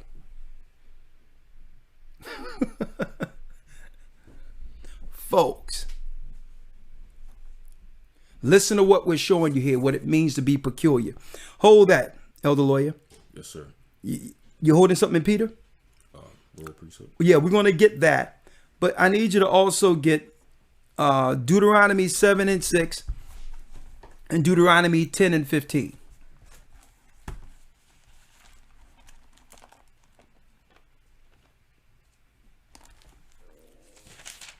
Deuteronomy chapter 7, verse number 6. For thou art an holy people unto the Lord thy God. We are an holy people unto him. Read. The Lord thy God hath chosen thee to be a special people unto himself. Unto himself.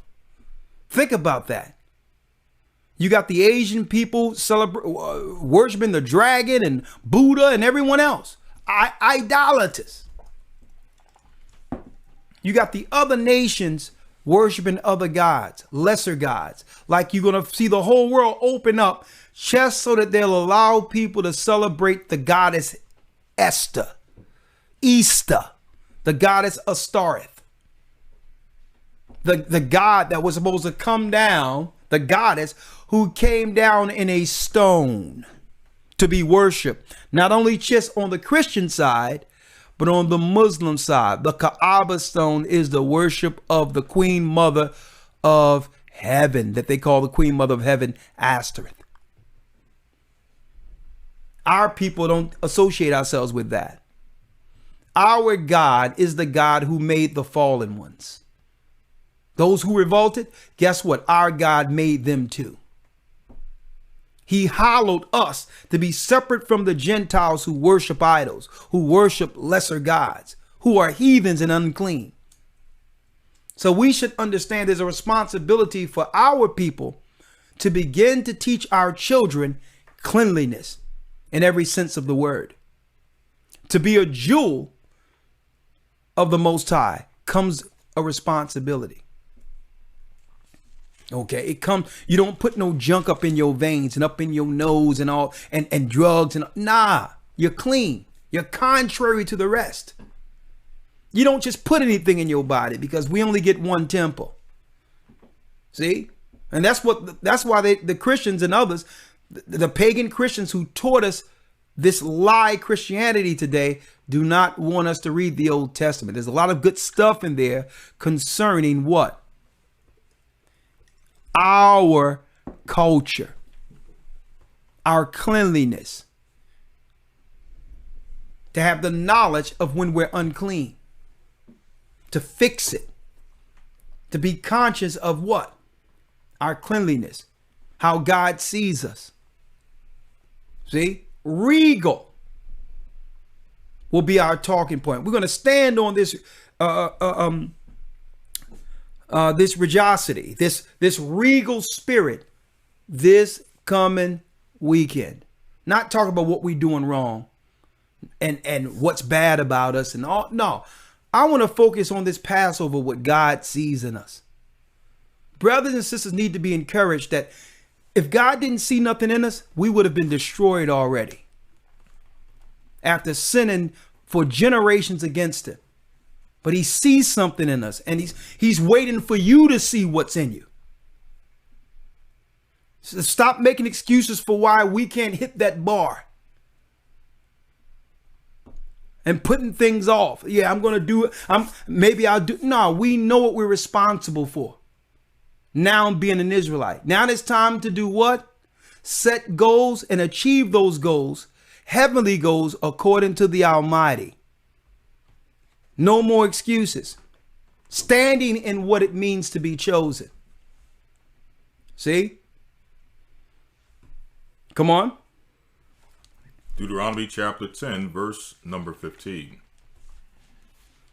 Only the Lord had a delight in thy fathers to love them, and he chose their seed after them. And he chose, it wasn't just our fathers, folks. When you read the Bible, brothers and sisters, the North American Indians, the Baliqua Taínos, the indigenous people of the world, the Dominicans, the Puerto Ricans, the Jamaicans, the West Indians, the Haitians.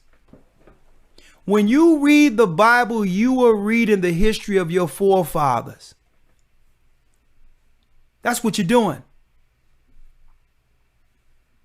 And understand what? With that bloodline comes the responsibility. What is it? Read.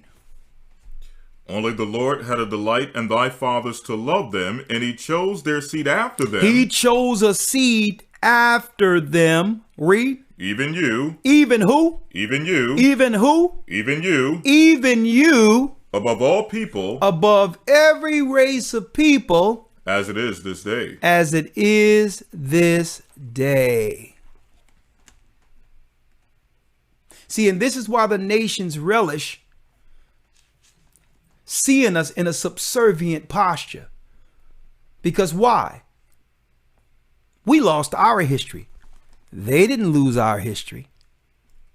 They find extra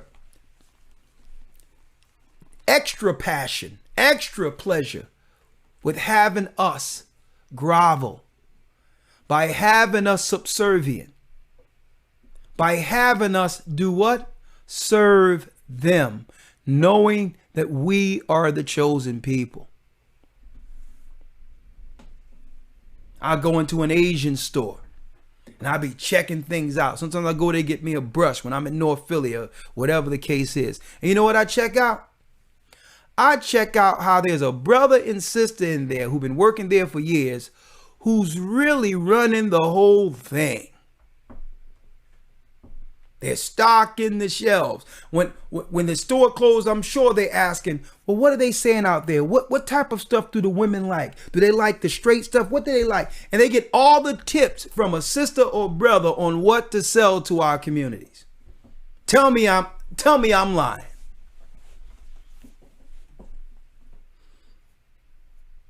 Okay.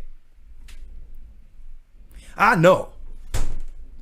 Growing up North Philadelphia, there was a hair store, one of the very few that was at the corner, and it's still there, at the corner of Broad and Susquehanna on the right side across from the Bear store.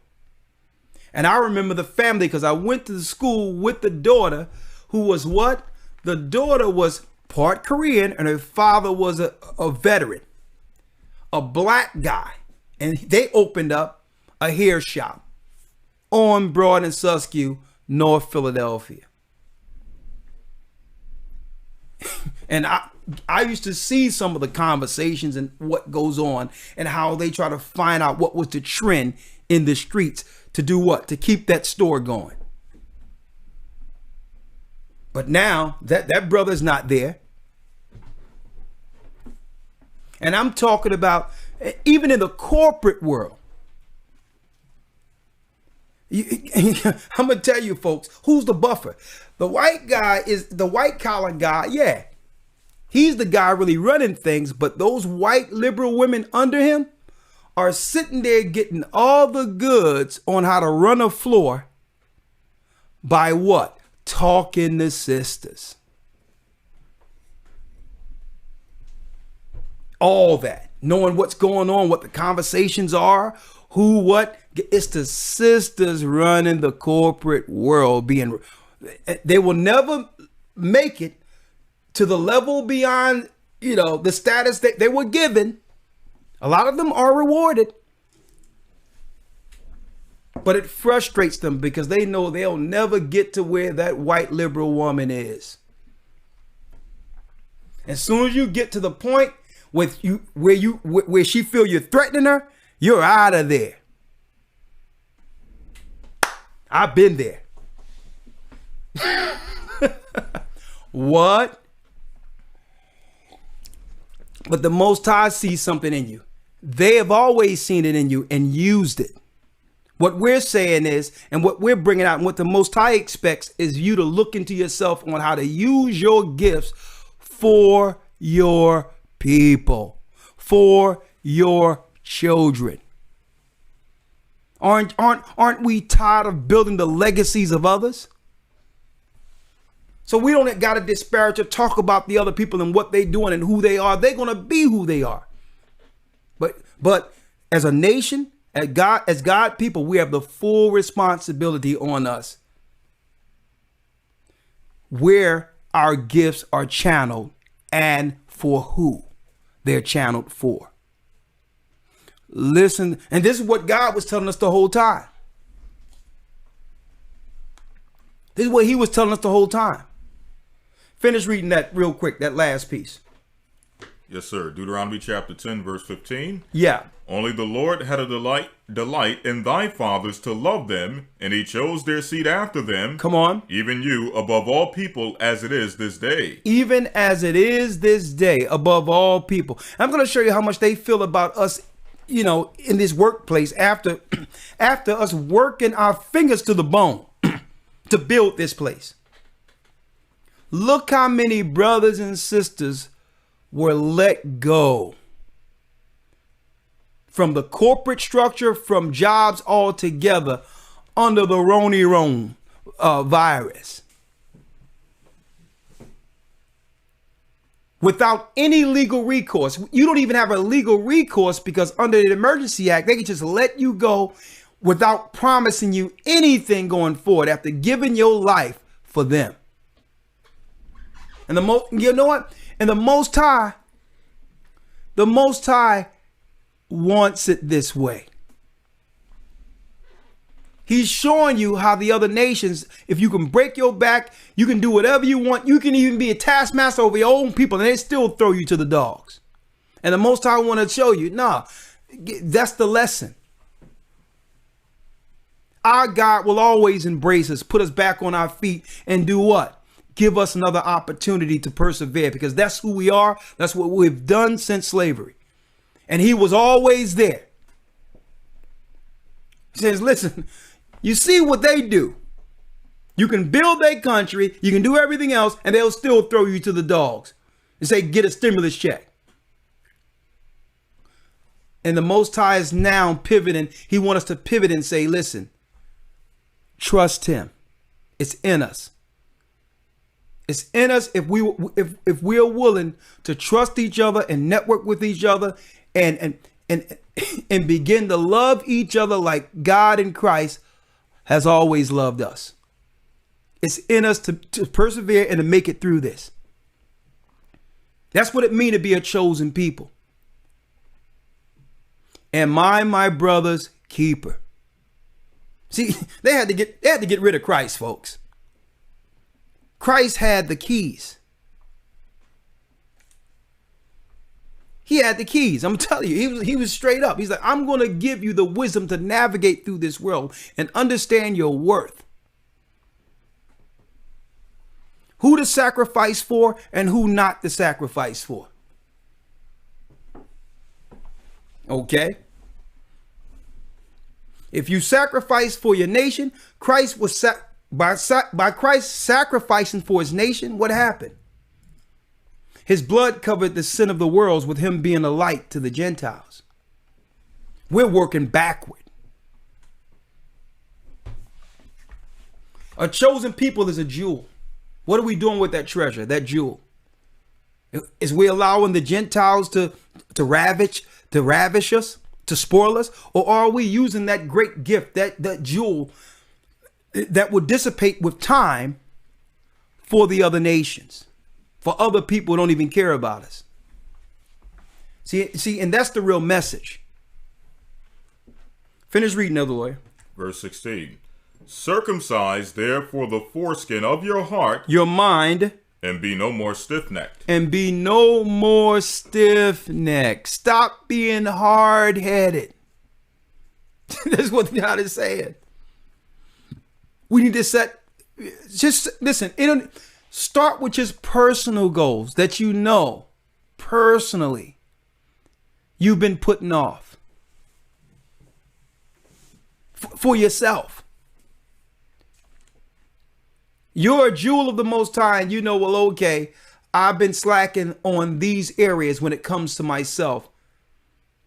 And I know that I can be a better person for the Most High if these things are fixed. It doesn't matter what that is. Make those personal goals with yourself first in the Most High, and that will extend. That spirit will spread. It will extend to our family, those around us.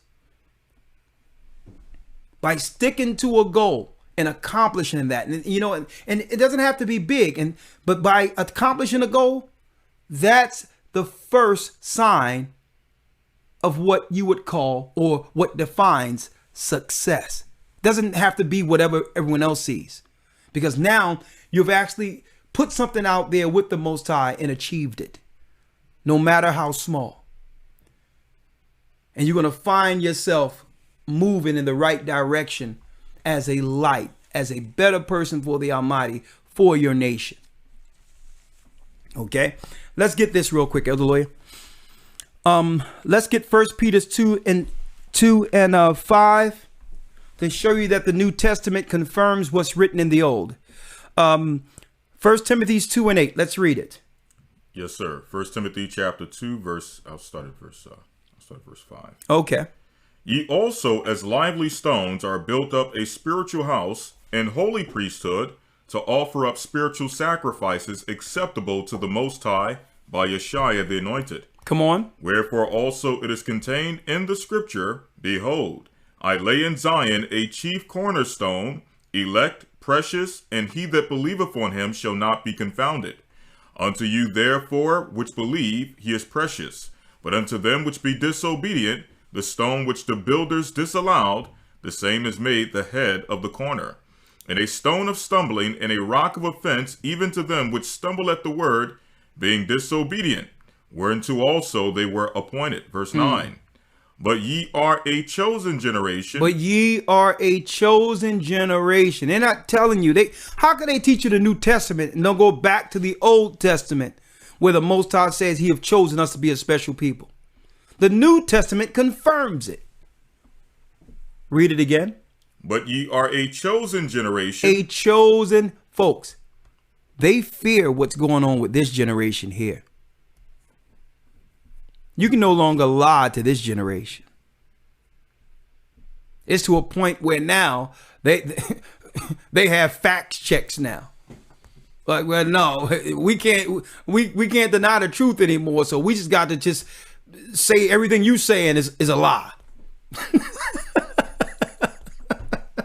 Listen, you don't have to fact check facts, folks. That lets you know that they're panicking and paranoid. And no, you got to move that through the fact checker. Okay, so who orchestrated or who have put together the fact checking machine? God? Oh no, the devil put together the fact checking machine. Okay, all right. You know they're panicking when they got a fact checker out there.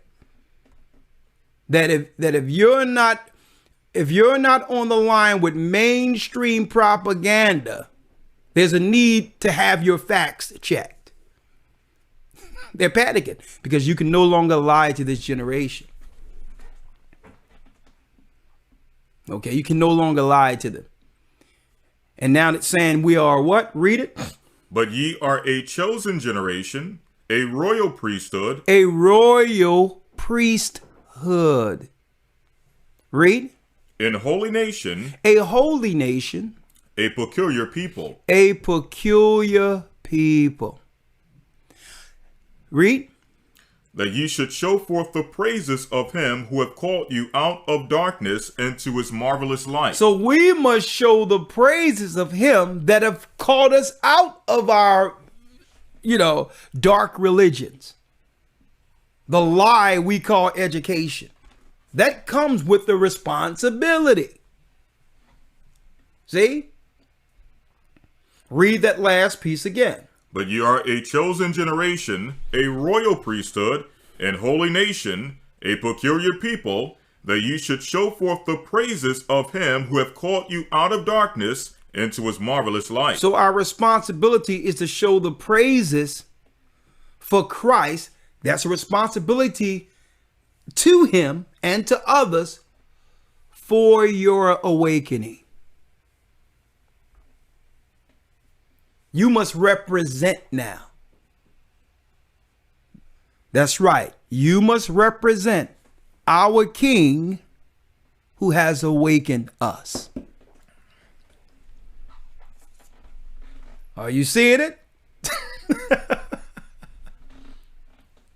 Not running around with an attitude, mad all the time and frustrated and all. No, that's of the devil. Not contentious. Walking in appreciation for, you know what? I was blind. And the Most High have given me eyes to see. Blessed are your eyes that they see, and your ears that they hear. Okay? There's no room to be frustrated, mad, contentious, always fighting.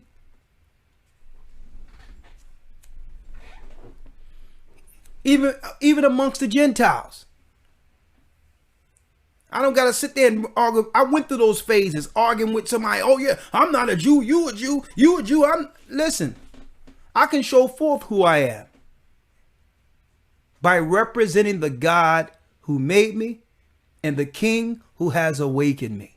I don't have to prove it. Neither should you. If we walked in the commandments, love one another, our works would show forth that we're the children of light. And it's in us to do it. See? Finish reading. Verse 10. Which in time past were not a people, but now are the people of God. In time past, we were not a people. We were calling ourselves Hispanic.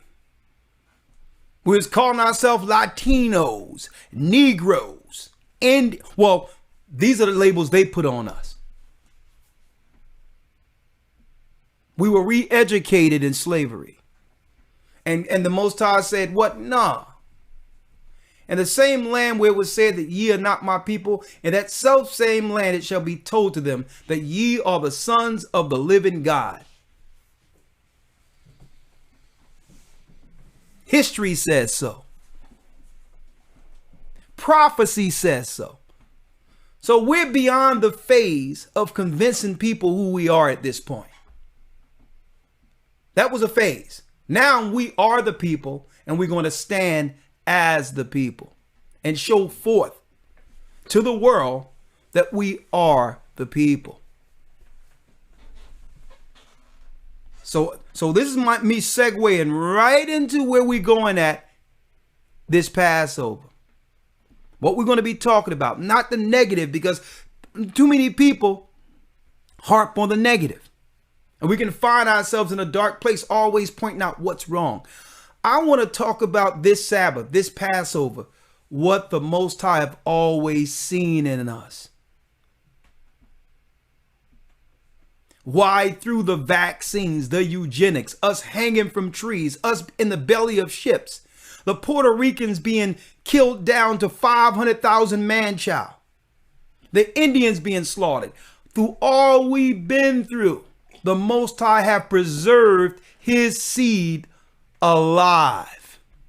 What did he see in us that we refuse to see in ourselves? It must have been something. And that's what I want to talk about this weekend, man.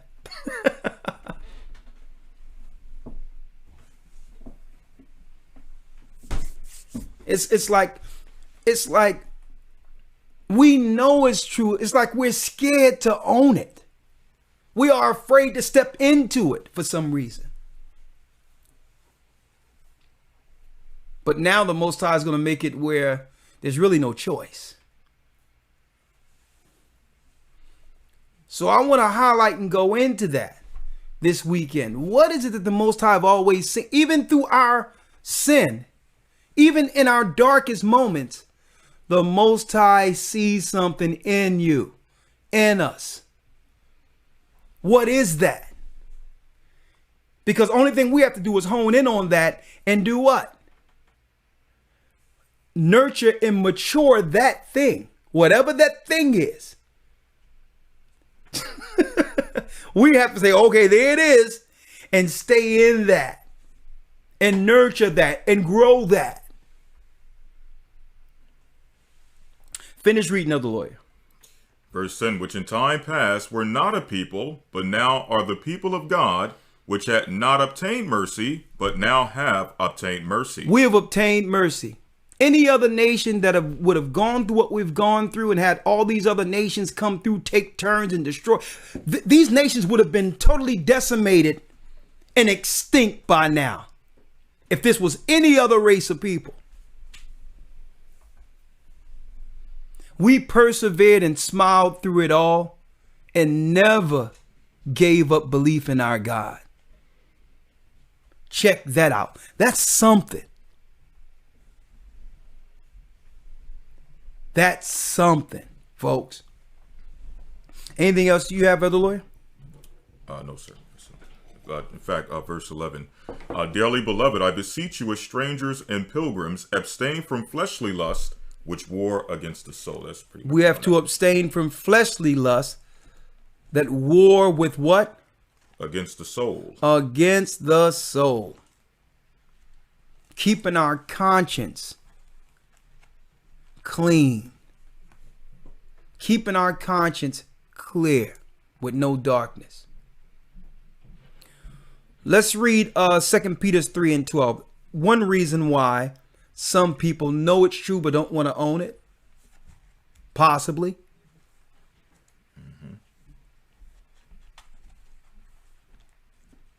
Let's read it.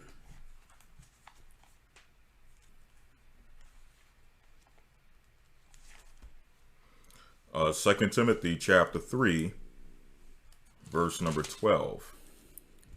It says, yea, and all that will live godly in Yeshua the Anointed, all that will live godly in Christ, shall suffer persecution. Maybe that's why. That's one of the reasons why we don't own it all the way.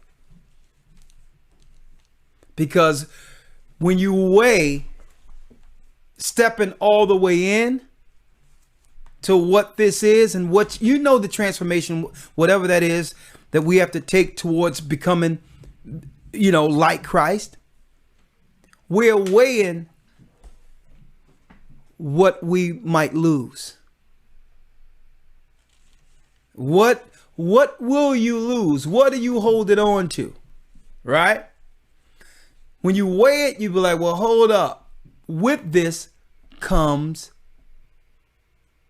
persecution, being ridiculed.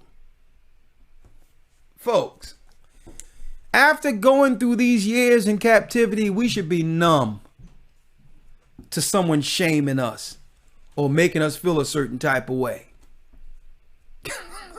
I'm going to tell you that right now. We should be numb to it. Like, nah, I'm going to stand like flint. Hard as flint for Christ. That's it. I know I'm going to suffer persecution. I know people are going to come against me. But you know what? It comes with the territory. If they hated Christ, they're going to hate me. And guess what? They'll hate me, and I'm going to love them in return. So maybe what it is what? Some of us know or consciously have thought about stepping all the way in and doing what we need to do, but we fear the persecution that comes with it.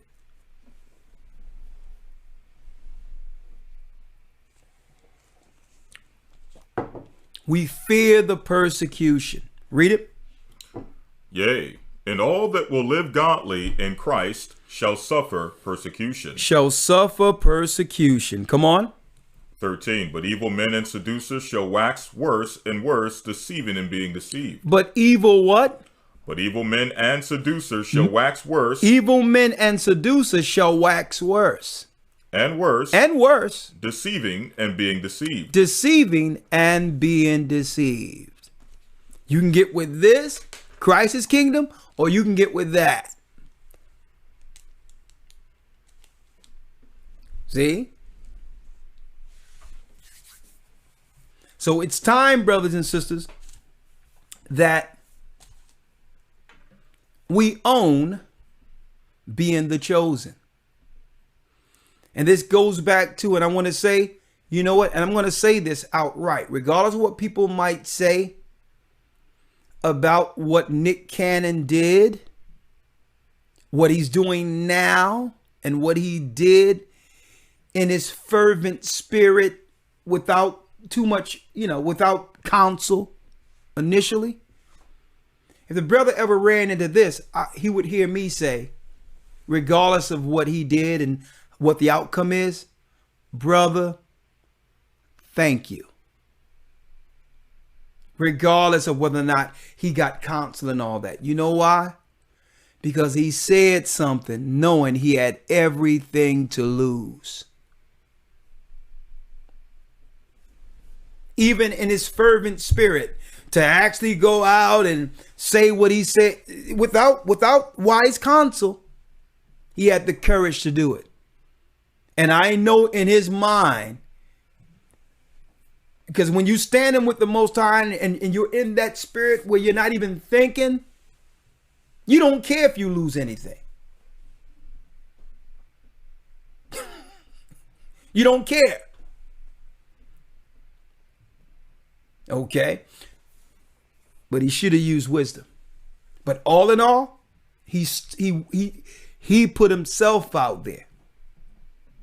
So regardless of the mistake or whatever the case is and how he didn't probably, when he looked back at it, he look at it and say, well, regardless of what anyone else is thinking, I know he reflect back at it and say, I could have navigated that more wisely, but he was up in it. And I know what that is. I know what that is. So I'm still going to say, regardless of people talking about him and saying things about him, he was willing to do what most won't. Put it out there with everything to lose and suffer the persecution. Directly, folks, his persecution was directly from the synagogues. And he knew, right, when he said that, at that time, he knew what he was putting on the line. And that he can't take that back. Which means no matter what happened with the brother, I hope the brother stays safe. I pray that the Most High hedge him and protect him, and that they're not tricking him into something, whatever the case might be. I'm going to tell you, folks, I pray for that brother, because even if he's gone and whatever happens down the line, that's out there now.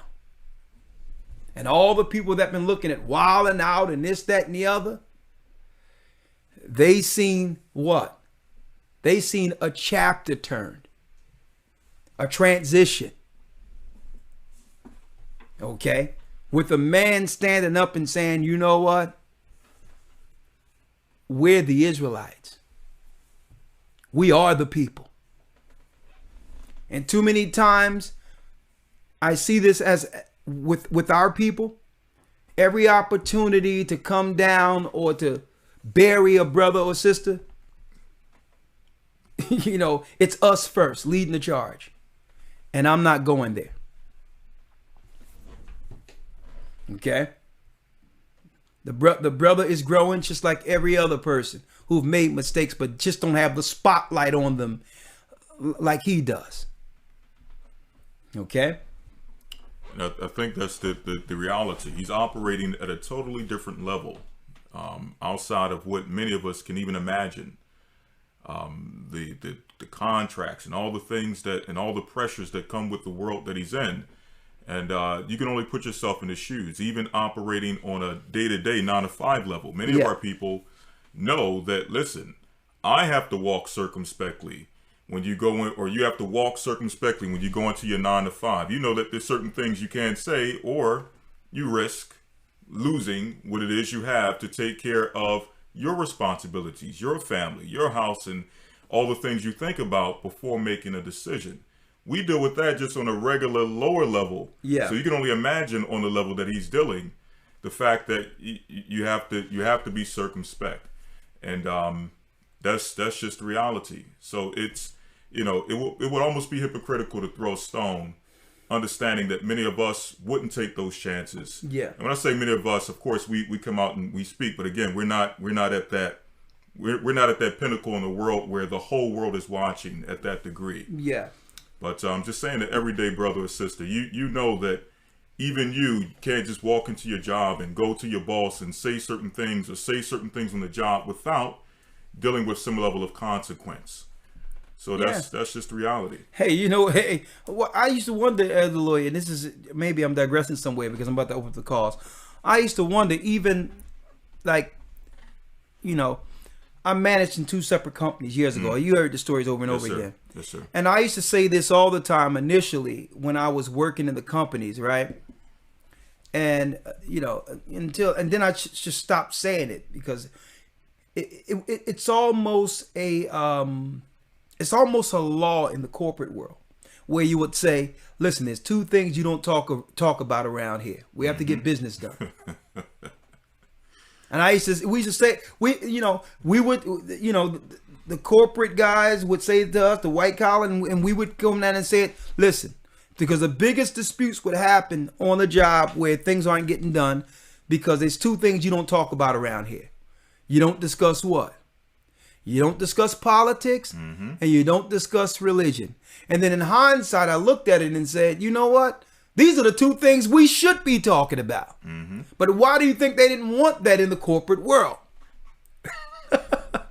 They don't want us talk. And then I come to find out they don't want us talking about us and how this world, how the deck is stacked against us politically. And they don't want us talking about religiously that we are after being suffered persecution for years, that there's a similarity between us and the Israelites who suffered persecution in that religious book called the Bible. Now, in hindsight, but now I understand why they put those two, I would say, standards or barriers almost as laws in the corporate world. I think the whole time they were thinking about us. Two things you don't talk about around here. You don't talk about politics, because politically we've been hung, stoned, you name it. A black finger pointing down the street. Politically, we've been ostracized, you know, for generations within this country. So we don't talk about that stuff. And you don't talk about what? Religion, and you don't talk politics.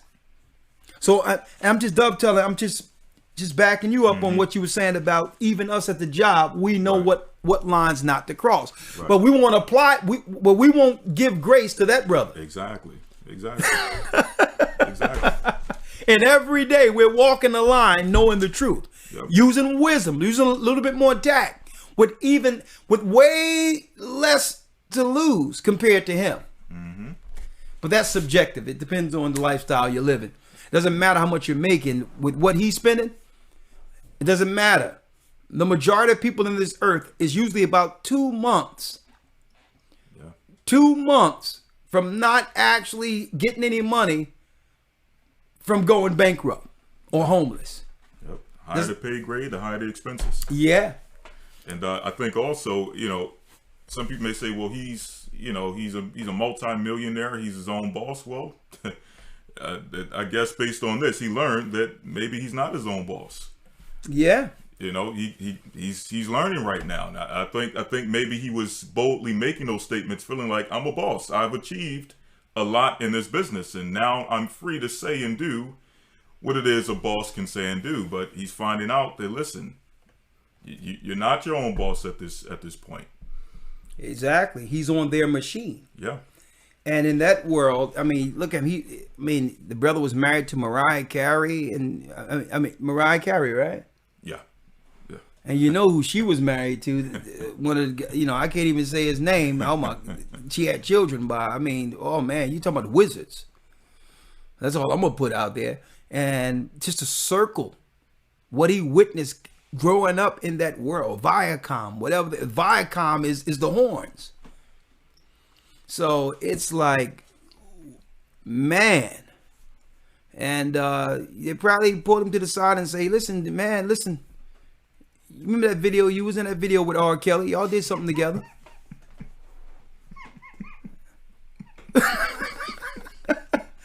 You was in the video. And this guy, he's locked down somewhere, and he didn't even go to court. And he's still locked down. They let him know. They probably put him in a room and put the video on. Him and R. Kelly, making it happen. Like, see?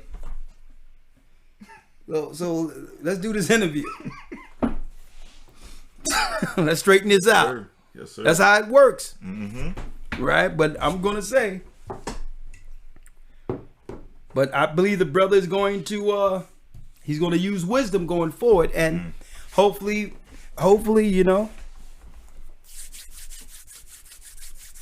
he operate with tact to help his people. If you know you the Jews, you know we the Israelites, you know we suffering in these ghettos. You know these people that are suffering aren't Hamites. You know they're Israelites, right? So what are we going to do about it? What are we going to do about it now? What are we going to do to help our people? All right, let's go. Let's open up the lines. We can take calls for about 30 minutes, and then we'll wish you all Godspeed. Elder Lawyer, you can pass me the headphones so I can hear the brothers and sisters. Hold tight. All right.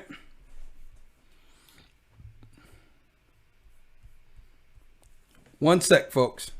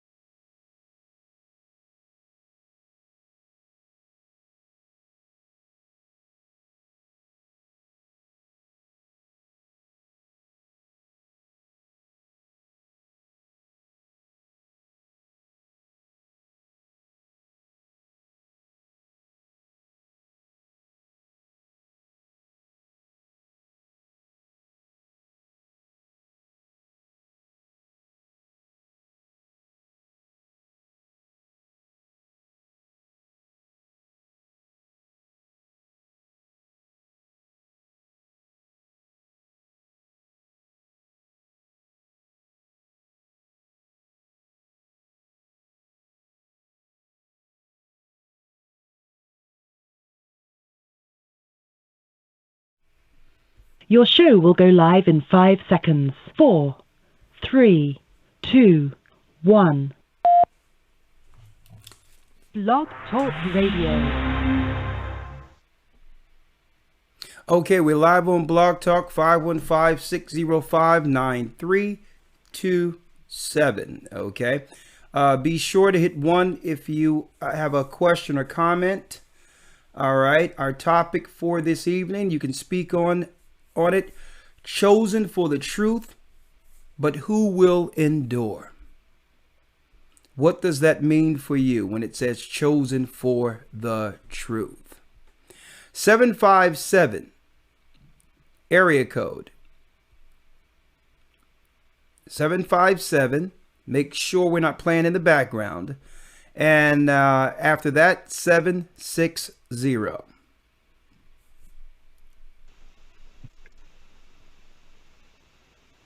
Shalom, Elder Bakar. Shalom, Elder Lawyer. Shalom, everyone listening. Shalom. Your name and location? This is Brother Haran. I'm calling from the Virginia body. Okay. Hello, I was brother. Calling to Shalom, brother. This is a very profound topic for me, especially very special. I was calling to share some joyous news with the body. This is my 4th year as of January, and as of March 14th on Sunday, I was baptized in the name of AHAYAH by Hashem Yeshaya Warawak, my wife and I. It's been such a blessed occasion, a true transformation for me, and I'm so grateful to be a part of God's chosen to make my way into the kingdom. And I just wanted to share that with this topic that we're on, and thank you to Deacon Solomon, Deacon Donald, and the rest of the deacons of the Virginia body. I'm so grateful just to be in this moment. This transformation has been incredible. These past couple of days has been incredible. My skin feels different. My hair feels different. My thoughts are different. It's just, I don't even feel that old man anymore. I don't feel anything that I was anymore. I just feel a complete transformation. And Yada AHAYAH, and I thank you, Elder Ricard. I stuck close to you for years and years, and I brought my mother, my father into the truth, my daughter. She was consecrated in the name of Yeshaya this weekend, and it was just a blessed occasion, brother, and I thank you. And I love you, brothers, man. I love the body, and I love Christ. And shalom, brother. Shalom, brother. Man, that's pretty incredible. That's incredible. All right, one moment here. Let me do this. 1 second. Place you on hold. Let's see.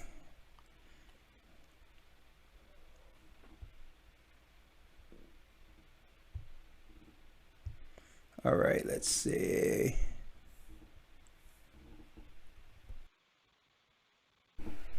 Okay, I think this is a little better. Yeah, this sounds a little better. I should have been.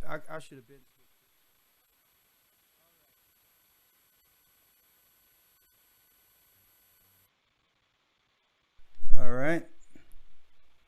Can you hear a little bit? All right, this is okay. This is good. Hold on. Okay. Okay. Yeah. That's better. That's better. Okay. Yours good? You can turn it down. Which one? Whichever one. Yep. That's it? Yep. All right. Okay. Great. All right. Let's go down the line. Okay. 760 area code. Hey, shalom, elders. Shalom. Shalom. Yeah, I had a fun fact and I had a question. The fun fact is that you guys know the owner of Amazon, Jeff Bezos, is an Israelite. That was my fun fact. Okay. And the question is... okay, okay, you can't leave it there.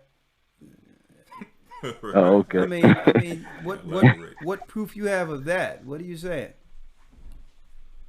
I looked him up. I Googled him, man. I was wondering what race he was, you know what I'm saying? And it said Cuban. I was like, wow, okay. Okay. Oh, okay. Well, there's Yeah. some. You know, there's. I thought he. You know, there's. But it's fine. He may be an Israelite, but you know, there's white Cubans, right? No, I didn't know that, Elder. I didn't even know that. I didn't. I didn't. Okay, well, it's fine. Hopefully, I mean, I hope he's baptized, and hope he get, hope he do what's right. Well, go on. I'm listening. Okay, yeah, I was watching one of the old videos about Barack Obama that you made, and I was wondering, is he going to go broke? It was something that you guys were saying that said that the ships of the kingdom are coming to for Barack Obama. Who are the ships of the kingdom? Oh no, that was a question I was asking. No, well, I'll just give you the scripture. It was Daniel 11:30. And I guess so it's like after all the war is over. Yes, like why is Barack Obama going to go broke after the war is over? Barack Obama going to go broke after the war's over. Yeah, after the I think it's like, okay, let me see. It said this is the scripture y'all said after. It said the Go time ahead, go ahead, read the scripture. appointed. Okay, the time appointed he shall return and come toward the south, but it shall not be as the former or as the latter, for the ships of kingdom shall come against him. Therefore he shall be grieved and return and have indignation against the holy covenant. So shall he do, even returning have intelligence with them there. They forsake the holy covenant in his arms. Does this sound familiar? I kind of wrote it wrong a little bit, but Yeah, brother. No, that don't got nothing to do with him going broke. Okay. Okay. You done missed some lessons. Yeah, I probably. All right, brother. Yeah, I got it wrong. All right. All right, y'all. All right. Shalom. All right. Down the line, you hit 1. Let's see. 512 area code. Shalom, elders. Shalom. Thank you for thank you for the milk. Oh, you're welcome. Did you have any yet? I have it in the refrigerator. Hey, Iraq. Where other Iraq at? Tell him to go give me some. Yeah. Hey, Iraq, in that refrigerator out there, the other refrigerator out there, grab that raw milk for me in a glass. I said I was gonna do it live on. I'm gonna do it live, right here. Ask him to shake it first. No, I'm gonna shake it in front. I'm gonna shake it right here on the camera for you. Right here, I'm gonna shake the milk up because I know it settles a little bit. You know, it's gonna be good. So. I hope it's so sweet. Sister, I really appreciate it. I mean, this is going to be the first time in probably about 20, 30 years that I've actually drank real milk. Okay. Wow. So I hope it's sweet. Oh yeah. Yeah. All right, you rock. You ain't milking cows. Yeah, I need that thing. Yeah. I'm trying to show the brothers and sisters we're anticipating it, but Elder, you ain't get lost on me, did you? Oh, I hear footsteps. I don't know the one outside. I gotta send a lawyer. You don't get lost. Lord have mercy. The one, yeah.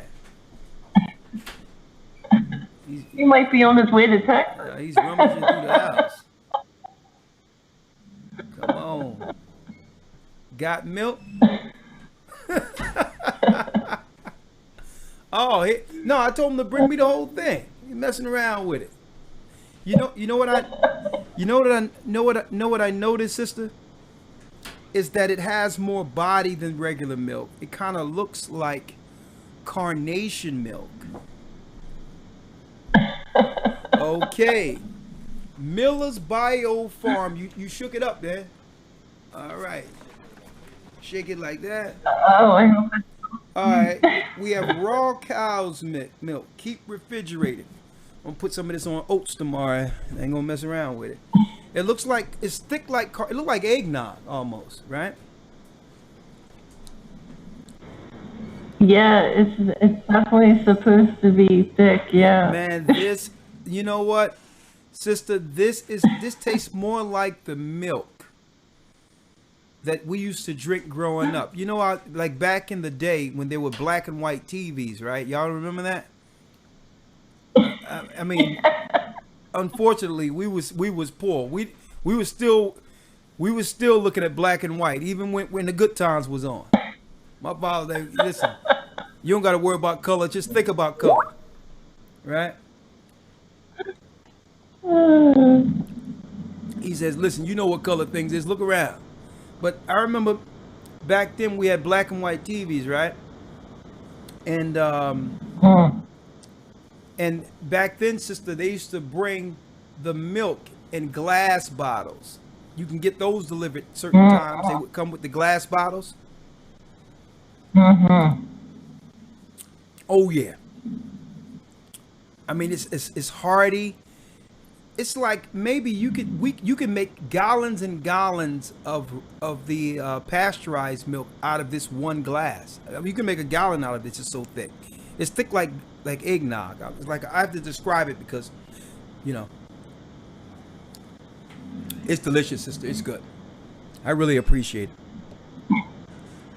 Oh, you're welcome. So you have butter, and you have two rolled cheeses as well, and rolled butter.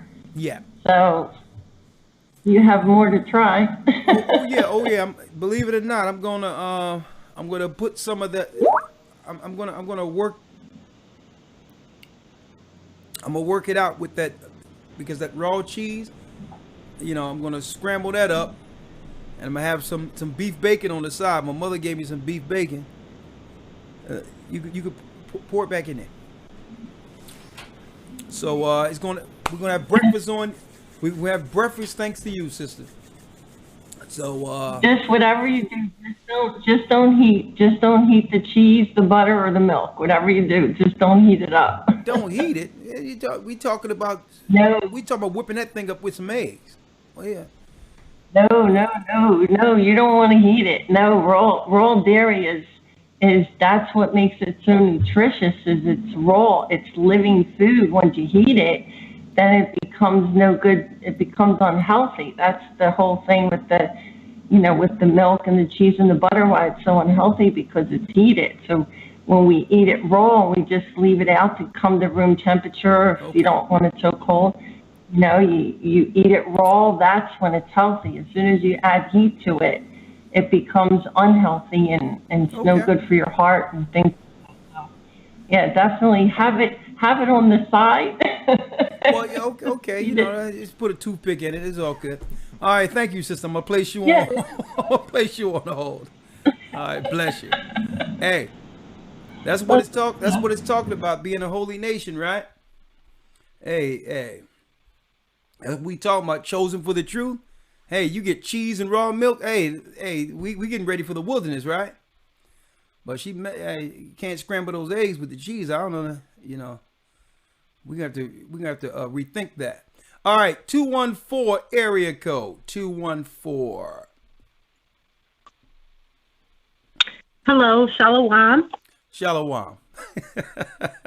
I love listening.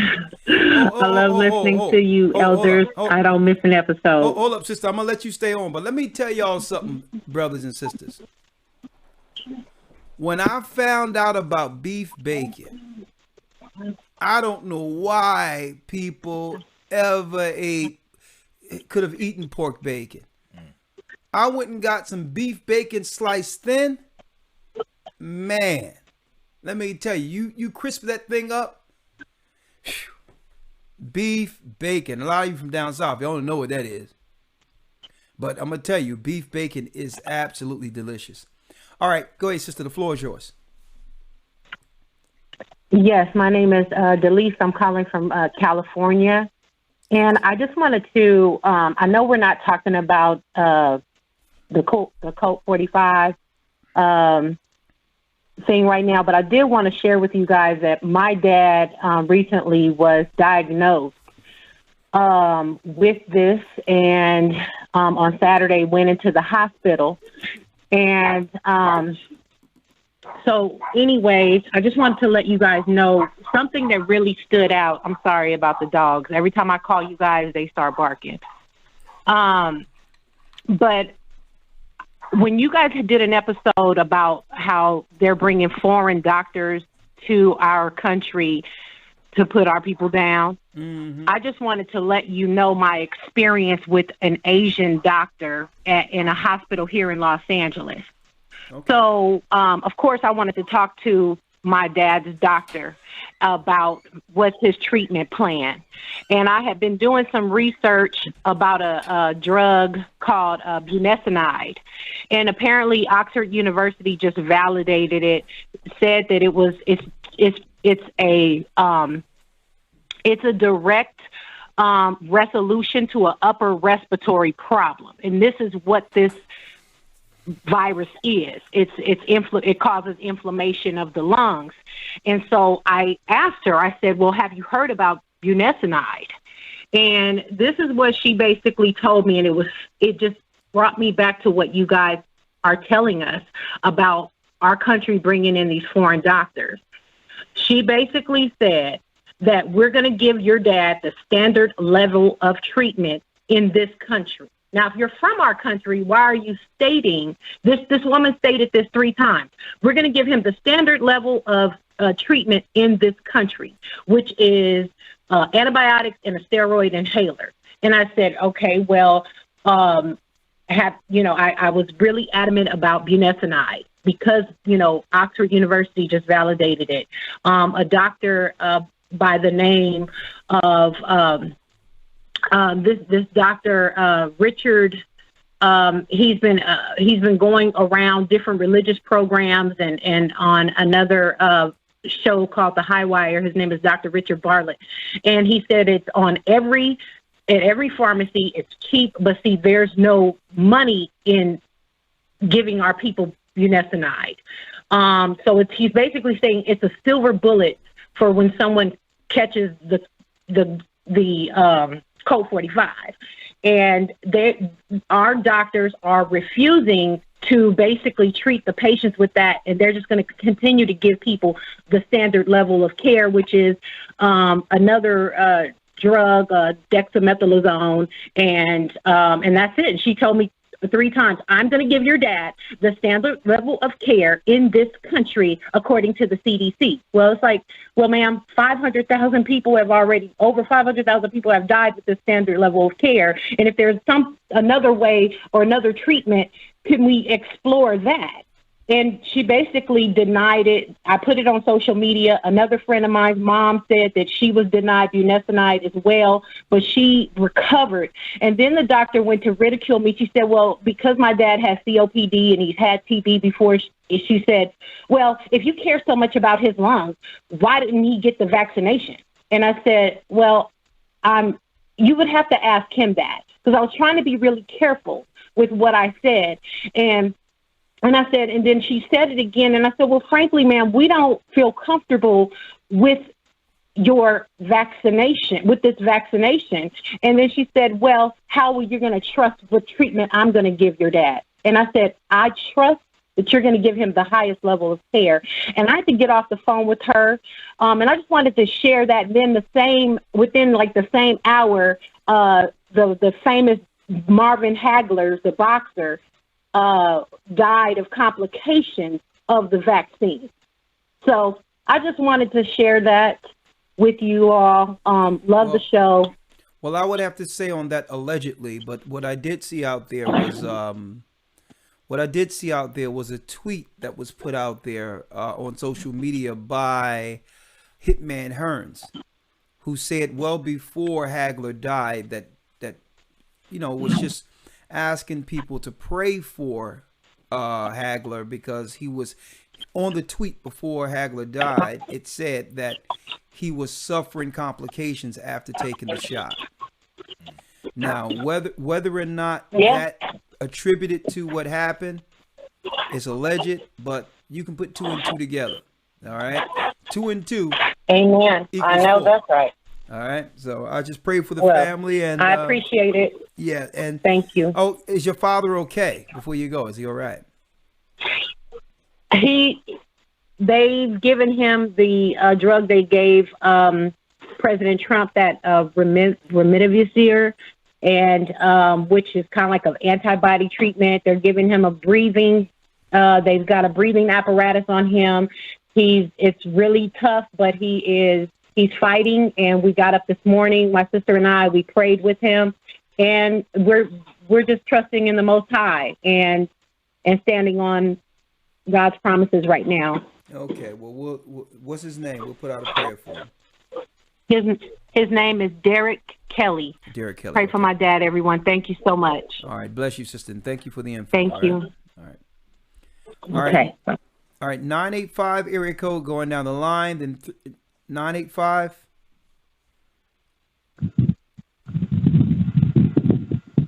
985. Then we're going to 347. Shalom, elders and family. Shalom. Elder, I wanted to know if it was okay if I read a few scriptures. They're really short, but it just touches bases on everything I'm talking about. Okay, we're going to give you 1 minute. Shoot. All right. So the first one is John, the 6th chapter. Oh, I had it on my phone, but it went away. All right, well, I'm going to just go to what I have open. So I'm going to go to 2nd Ezra, the 16th chapter, starting at verse 40. And it says, O my people, hear my word, make you ready to the battle, and in those evils be even as pilgrims upon the earth. And I looked up the word pilgrims in the Strong's Coordinates, and it says pilgrim means to celebrate, to feast, to observe. And I'm going to drop down to verse 53 of that, and it says, let not the sinner say that he had not sinned, for AHAYAH shall burn coals of fire upon his head, which said before the Lord AHAYAH and his glory, I have not sinned. Behold, the Lord knoweth all the works of men, their imaginations, their thoughts, and their hearts. And I'm going to drop down to verse 74, and it says, hear, O ye my beloved, saith the Lord. Behold, the days of trouble are at hand, but I will deliver you from the same. Be ye not afraid, neither doubt, for AHAYAH is your God, and the God of them who keep my commandments and precepts, saith the Lord AHAYAH. Let not your sins weigh you down, and let not your iniquities lift up themselves. So with that being said, Elder, I want to say that being chosen to me is more of a privilege. That in John 6:44, when it says that when Yeshua said nobody could come to me except the Father choose or draws them.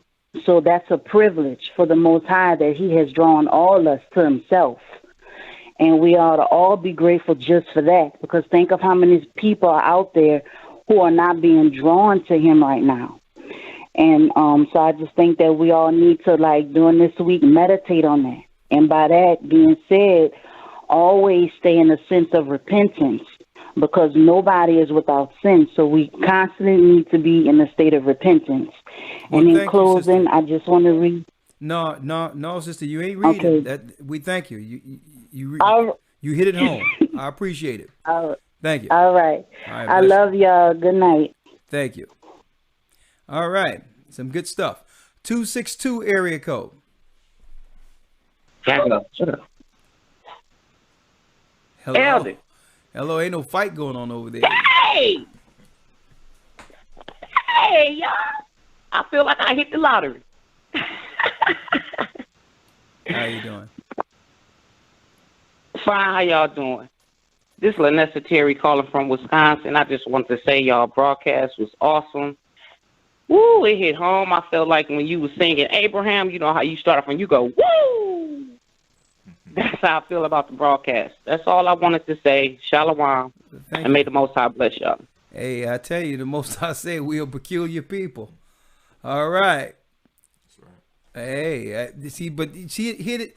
I'm going to tell you, all these different types of, I'm going to tell you, we have a different flavor, but it's everyone has their own unique spirit. You know, it's peculiar. 705. Let's go. 705. She did the James Brown on us. Right? Hey. I don't think she was prepared for me to take that call. She was telling somebody to, you know, it's a deep zone. 908 area code. 908. Hello? Yeah, you're live. Gathered of Christ Church. Hi, can you hear me? Yes, I can hear you loud and clear. Thank you. I'm calling because I'm just really struggling right now with my family members, like my sister, my only sister, only have one, and other friends who are just like, you know, falling into this victim of the vaccine, and they don't seem to see. And it upsets me because, like, almost every day I'm, like, crying because of it, because they're, like, scared and they're following what the science is telling them, even though science is sorcery, like you said. And even my husband, he's like, oh, well, all my brothers are doing it. And my brother's an engineer, and he's this and he's that. You don't know everything. You think you're so smart. You don't know everything. And I said, well, guess what? If you take the vaccine, you have to move out. Because me and my daughters are not taking the vaccine. Hey, there you go. Okay? And he's so jealous of you guys. He said to me, oh, you really into those guys. You're always listening to them. It's like I only can listen to you guys when he's not around. Because he's so into T.D. Jakes. And he heard you guys mention something negative about T.D. Jakes. Oh, they're talking about T.D. Jakes? Oh, how could he say this? How could he say that? You know, your mother was a Christian. You were a Christian. I said, well, when you know better, you do better. So I just almost feel like I'm like all alone with this because so many of my friends and families are just like constant, like, I don't care what I show them. They debunk it. They debunk it. They debunk it. And even though everyone is saying, oh, well, this is not really the mark of the beast, I feel like it is. And I'm a teacher and they're trying to push teachers. So I'm like, you know, do I try to say, oh, I may consider the vaccine, or do I tell them the truth? I'm not getting the vaccine. Like, which one puts me as a target? And to be honest with you, I already feel like I'm a target because I've been following you guys through this entire pandemic. I haven't got any of my income tax returns, and they gave me petty excuses about it. And I don't care about the money. I'd rather have my life, and I'd rather have AHAYAH. But I want my family to be safe, and I want my children to be safe. And I don't want to lose my husband, but I don't know what to do. Yeah, you're going through the ringer right now. How old are you, sister? I don't mean to be vain. I look about 30, but I'm not 30. Okay, well, you look around 30. That's good. Can I just tell you something? I can't be too much older than you because you was up there talking about all of this stuff about how Vivian Fox was your like a heartthrob. I'm like, what? I said, you got to be up there. And then you were saying some other stuff earlier today, and I was like, well, he look young, but he can't be as young as he looks. Oh, thank you. So I don't know. How old are you? I'm King. Because it sounds like, you know, we've been neck and neck with some of these experiences you're talking about. I don't know about this. I didn't say. I said that Vivica Fox was a heartthrob. She wasn't. I didn't say she was my heartthrob. Let's make it clear. Let's straighten that out. Let's straighten that right. Let's straighten that out like a line right now. But let's talk about it, right? Number one. If your husband be pleased to dwell with you, Matter of fact, let's get in Corinthians. I'm sorry, say it again. Yes, sir. You have a Bible. Yes, I read the Bible, but he. No, I'm asking you. To be honest with you, he told me before we got married that I brought him to the Most High. Sister, let's not talk about him. Let's talk about you. Do you have a Bible? Okay. Of course. Okay, because it really comes down to you, right? Because you're the one who could see. So yes, let's read this Bible concerning you. Let's read it. Yes, sir. This is 1 Corinthians chapter 7. Let me get it here. Verse number 12. Read it. But to the rest speak I, not the Lord. Come on. If any brother hath a wife that believeth not, and she be pleased to dwell with him, let him not put her away. So if a man have a wife who believe not, the Bible says don't put him away. Read. Jumping back to verse 10. And to the married I command, yet not I, but the Lord. Let not the wife depart from her husband. Let not the wife depart from her husband. All right, jumping back to 13. And the woman which hath an husband that believeth not. And if you have a husband that believeth not, sister, that sounds like he's talking about you. Read. And if he be pleased to dwell with her. He still love you. Read. Let her not leave him. Let her not leave him. Read. For the unbelieving husband is sanctified by the wife. The unbelieving husband is cleansed by your prayer. Read. And the unbelieving wife is sanctified by the husband. Read. Else were your children unclean, but now are they holy. So it's your prayer that's covering your family. Now, you're in a more precarious, more so is the word, situation here, because you can't have no walking diseases up around you without being infected or affected. The Bible tell you that if one leave, let them leave, because you're not in bondage in such cases. If they leave following the devil, okay? Now, but I would never suggest that someone, leave their husband or wife, okay? So the Bible even says, y'all pray, even if y'all decide to separate for a time and come back, let Satan come in to, to tempt the flesh for your incontinencies. So y'all have to decide if y'all not going to be on the same page, y'all got to talk about what it means to be apart until y'all get on the same page if necessary. Then Christ lays down the hammer when he says in Matthew the 8th chapter, when he says, follow me and let the dead bury the dead. Bury the dead. That's the guillotine right there. First of all, if someone wants to be dead, that's their decision. Okay, it's not mine. You're not going to influence me or infect or affect me. So you have some serious. What you do have, sister, you do have some serious decisions to make, but you can't. But you can't make these decisions strictly. It seems like you're running a lot of things through your emotion, which is natural. But you really have to stand on the Most High and try to find another way that will have your husband understand. Okay. Right now, you both are on either sides of the line, not budging. So y'all, it's like friction with no one yielding. And that could be, a combination of things, even outside of this decision. When two people are together and love each other, even when they are against each other, there's a mutual ground y'all can come to that would lead to some level of compromise. So it's probably other things that he has a problem with, and because of that, he's not listening to nothing. A man can be stubborn. So you have to use your woman's charm and gifts that you have as a woman to get the outcome you want from your husband. You can't do it this way, because I'm sure there's other issues that he'll talk about outside of whether or not there's a vaccine. When it comes to some things that you have, I'm sorry, some things you have mentioned. I'm just saying, sister. What I'm saying is some things that you have mentioned. For example, I have my Master's of Science in Education. I am a teacher. He doesn't have his degrees like that, but that doesn't affect my feelings for him. But sometimes I feel he's intimidated in that way. No. But I'm always there to catch him if he falls and to support him.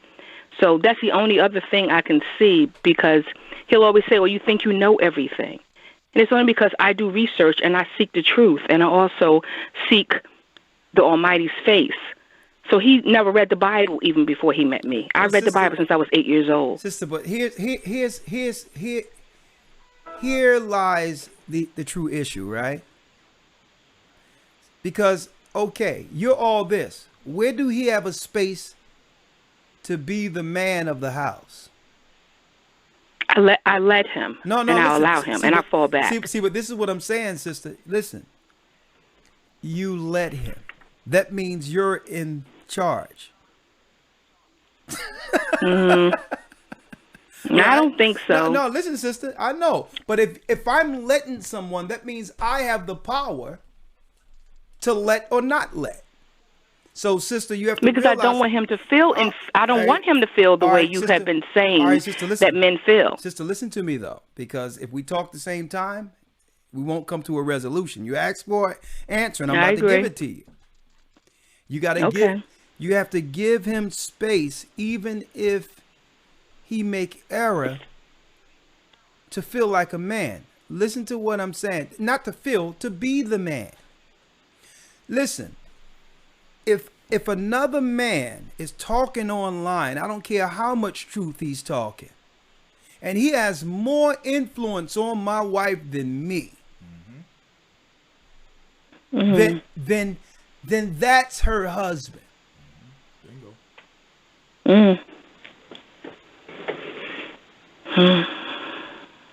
So don't worry. I think that is the problem. Yes, sister, but you keep in mind, your degrees, they're good for your job. But you got to pack all that stuff up and leave it at the job. And when you come home, you are a submissive wife. Nothing else. That's what I try to do. No, you can't try to do it, because that submissive wife is going to have her husband do everything she wants him to do, because he'll love doing it for her. And it'll be what you'll get more than just him not complying to a vaccine. You have to give him space to be that man, and you'll get everything you want. Believe me. All right. Okay. Thank you, sister. Thank you so much. I just want to add a little humor before we end this conversation. Okay.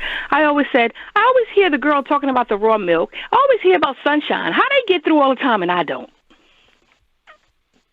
I just thought it was a little funny.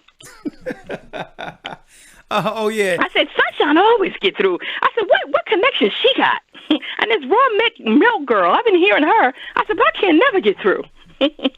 Well, Sunshine have speed dial. You know what I mean? And I believe she be, soon as it starts, she'd be like this with her cell phone, like waiting. Well, thank you, sister. All right, bless you. And I pray thank you so much, and I appreciate your feedback. Appreciate it. Yeah, and Shalom. You know what, sister? You have the gift, you have the power with the understanding to actually use those submissive scriptures to your benefit. Believe me, there's nothing more powerful in this earth outside of the truth than a woman. Thank you. I appreciate that. It makes me feel better. I've been shedding a lot of tears because of my sister and my niece and family members, aunt telling me, oh, you can't come to my house unless you get the vaccine. And we've been going there every summer before the COVID. And it's just really been making me, sad about that. Yeah. Because I'm not going to submit. I'm not going to do it. And I'm a teacher, and I'll be a blogger before I have to submit. All right. Well, sister, hey, you know what I mean? You can catch bees with honey. All right? Yes. And I want to be part of you guys' academy, because one of my friends has been part of your academy since you guys first started. But it's because of my husband is the only reason why I haven't been able to do that. And sister, she's been praying about that for me as well. Well, listen, you have the power. That's all I have to say. You have the power to be a submissive wife, to where you and your husband, I've had these conversations before, and come to find out the husband comes around and be more into it than the wife he was fighting with initially. That's right. I've seen it. That would be a blessing. So, but that would be a blessing. Sister, you're gonna have to humble yourself to him, all the way. All right. Mm-hmm. All right. All right. Thank you so much. God bless. I appreciate it. Shalom. Shalom. Praises to AHAYAH. All Amen. praises to AHAYAH. Thank you. You're welcome. Okay, I can only take 2 or 3 more calls because I have to get up early. Let's see. All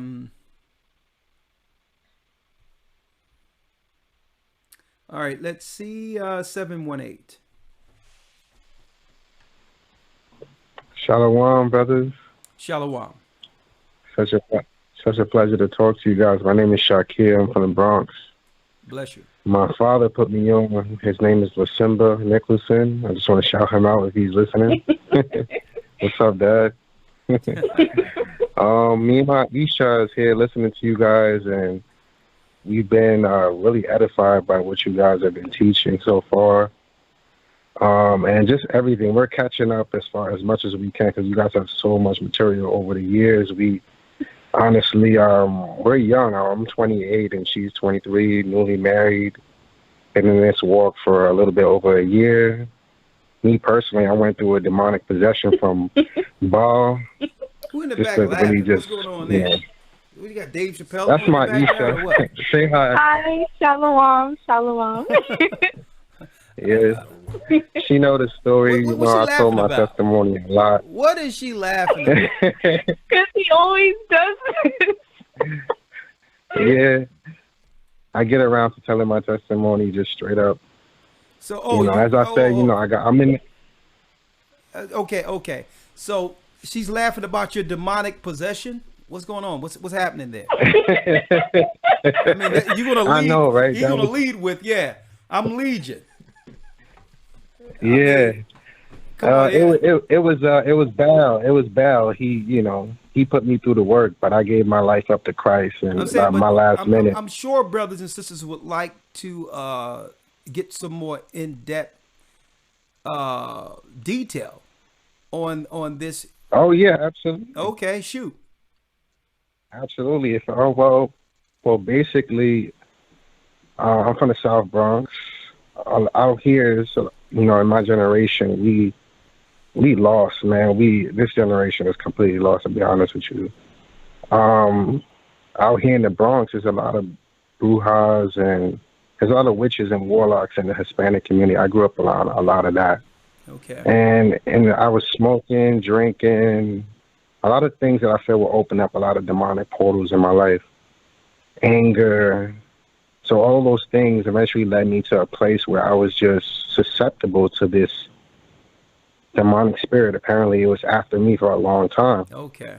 And then about the time I was 27, I believe, it finally manifested October 23rd, 2019. How did it manifest? Let's get to the short of it. What was the manifestation? So what happened was October 19th, I started having these episodes where I thought it was anxiety attacks. I thought there was something wrong with me physically, but I went to the doctor. They told me there was nothing wrong with me. I could go home and take an Advil. But I ended up... You've heard of those things before, right? You can't trust these. Yeah, Iraq was telling me about this overseas, where there was a scenario where a brother thought that stuff was wrong with him in certain instances, and Iraq was telling him, no, it's all in your mind.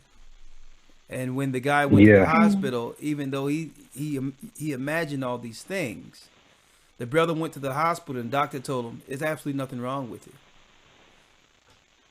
So man, there was something obviously wrong with me. So let me. But to jump straight into it, like you don't have to go. I ended up getting fully possessed. You got possessed. Sorry. Possessed. What do you mean you got possessed? Talk to me. What was that?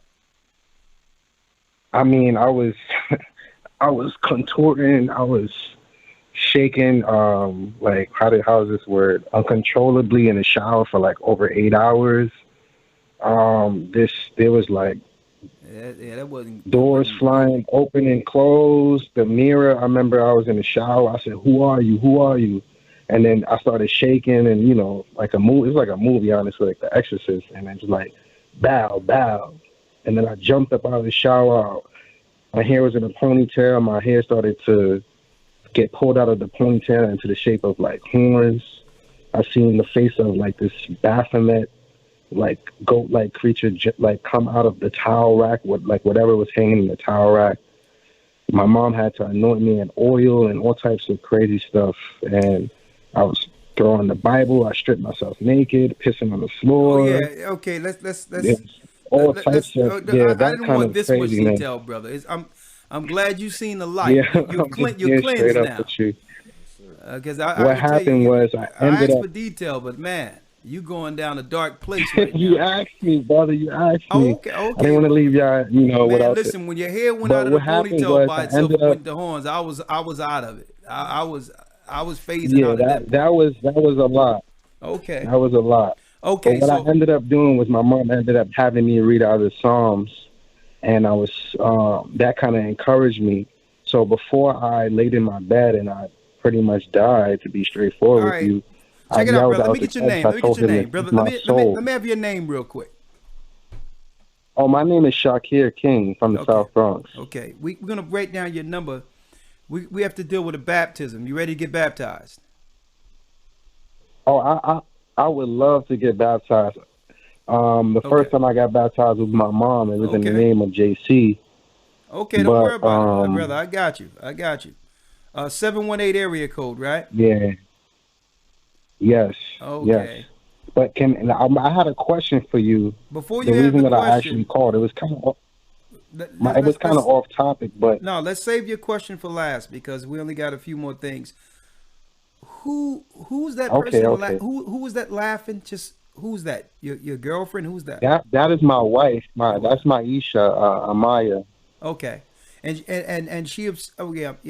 You told me earlier. All right, and you have shared this story with her before, correct? Yes. Yeah, she's a part of this testimony. Me and her and my mother are walking in this faith right now. Brother, just do me a favor. Don't. I understand you like giving detail. Just answer my question. You've shared that question with her. You've shared that experience with her. Yes. Yes. Was she with you when that experience happened? Yes. Okay. And she think that's funny. No, it's that's not specifically what she was laughing at, but she could speak for herself if you want her to. Oh no, I don't. So let me ask you. Well, don't worry about it. I have your phone number. We'll talk one-on-one, okay? Because that would be a blessing. It's going to be good. It's great that you've called, brother. We're going to talk to you, and we have a great church out there in New York. So get ready. All right. I'm ready. Okay. Shakur. Man, all right. My brother. Appreciate you guys. Bless you. Appreciate you. All right. All righty then. 985 area code.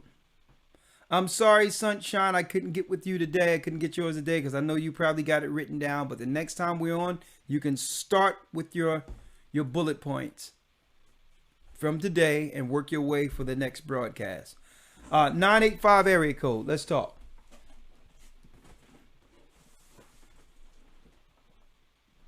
Nothing there. I may be forced to bring Sunshine on. I wanted to give somebody else an opportunity. 404 area code. 404. Hello. 404 area code. How are you? Hey. Hi. Hey, I'm doing okay. Hey, Elder. My name is Victoria, and I'm from Atlanta. And I'm going to be very brief. I just wanted to go back to the overall topic. And I just wanted to say, like, when I realized that I was chosen, like when I started listening to you guys back in 2012, it kind of helped me guide everything that I do in life. And a lot of things that used to stress me out or depress me or cause me to, like, you know, like that would confuse me in the past about, like, just what's going on in general in society, like why Black people are being attacked or, you know, racism, where that comes from, or just anything, like anything that I was dealing with in life. Once I started learning about this truth, it just kind of gave me the answers for everything on a bigger scale and all the way down to like the smallest things, like about just changes I made in myself. And earlier in the broadcast, you mentioned something about, just setting small goals for yourself and trying to reach those goals in the Most High, and it will make you, I guess, live a better life. And that's currently what I'm doing now, and I can attest to that. So I can definitely say that's true. So thank you so much for everything that you've taught me over the years, and I'm so happy to be a part of this this church. So thank you. Sister, hey, it's a blessing with you being a part of this church, and it's about enduring into the end. Christ says, "Ye that endure unto the end, the same shall be. Ye that endure to the end, the same shall be saved." Excuse me. And many are called, but few are chosen.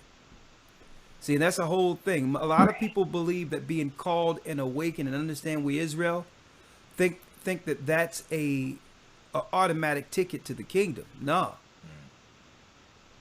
That's step one. You've awakened. Now it's to endure. Pick up your cross daily and follow Christ all the way to the finish line. I've seen so many people start with a lot of energy only to be what? Turned back. And it's usually based on their own desires or not understanding what this fully is. At the end of the day, I can only do what I'm doing, but it's upon you to build to a degree that you're strong enough to carry yourself over the finish line. And I've seen people, I've seen people that I've never had an offense with and they would go back into the world and then they'll just hate my guts. I didn't have an argument, interaction, nah. But what it is I just kept going. So what people have to do is to justify where they are, standing still, stagnant, they have to now think in their mind or convince themselves that everything they learn from us or me personally is a lie. If they could now consolidate that into, well, it's that guy. It has nothing to do with God or Christ like I thought. They can easily walk away and think they're not accountable to what that guy is teaching. So it's really about enduring into the end. All right? So I'm gonna tell you, just like the brother was mentioning all these different dynamics of spirits that attack and all that, he was just saying it outwardly, how these spirits actually operate that you can see from the outside. And that's what I wanted to focus on when he says the hair started changing and all this stuff.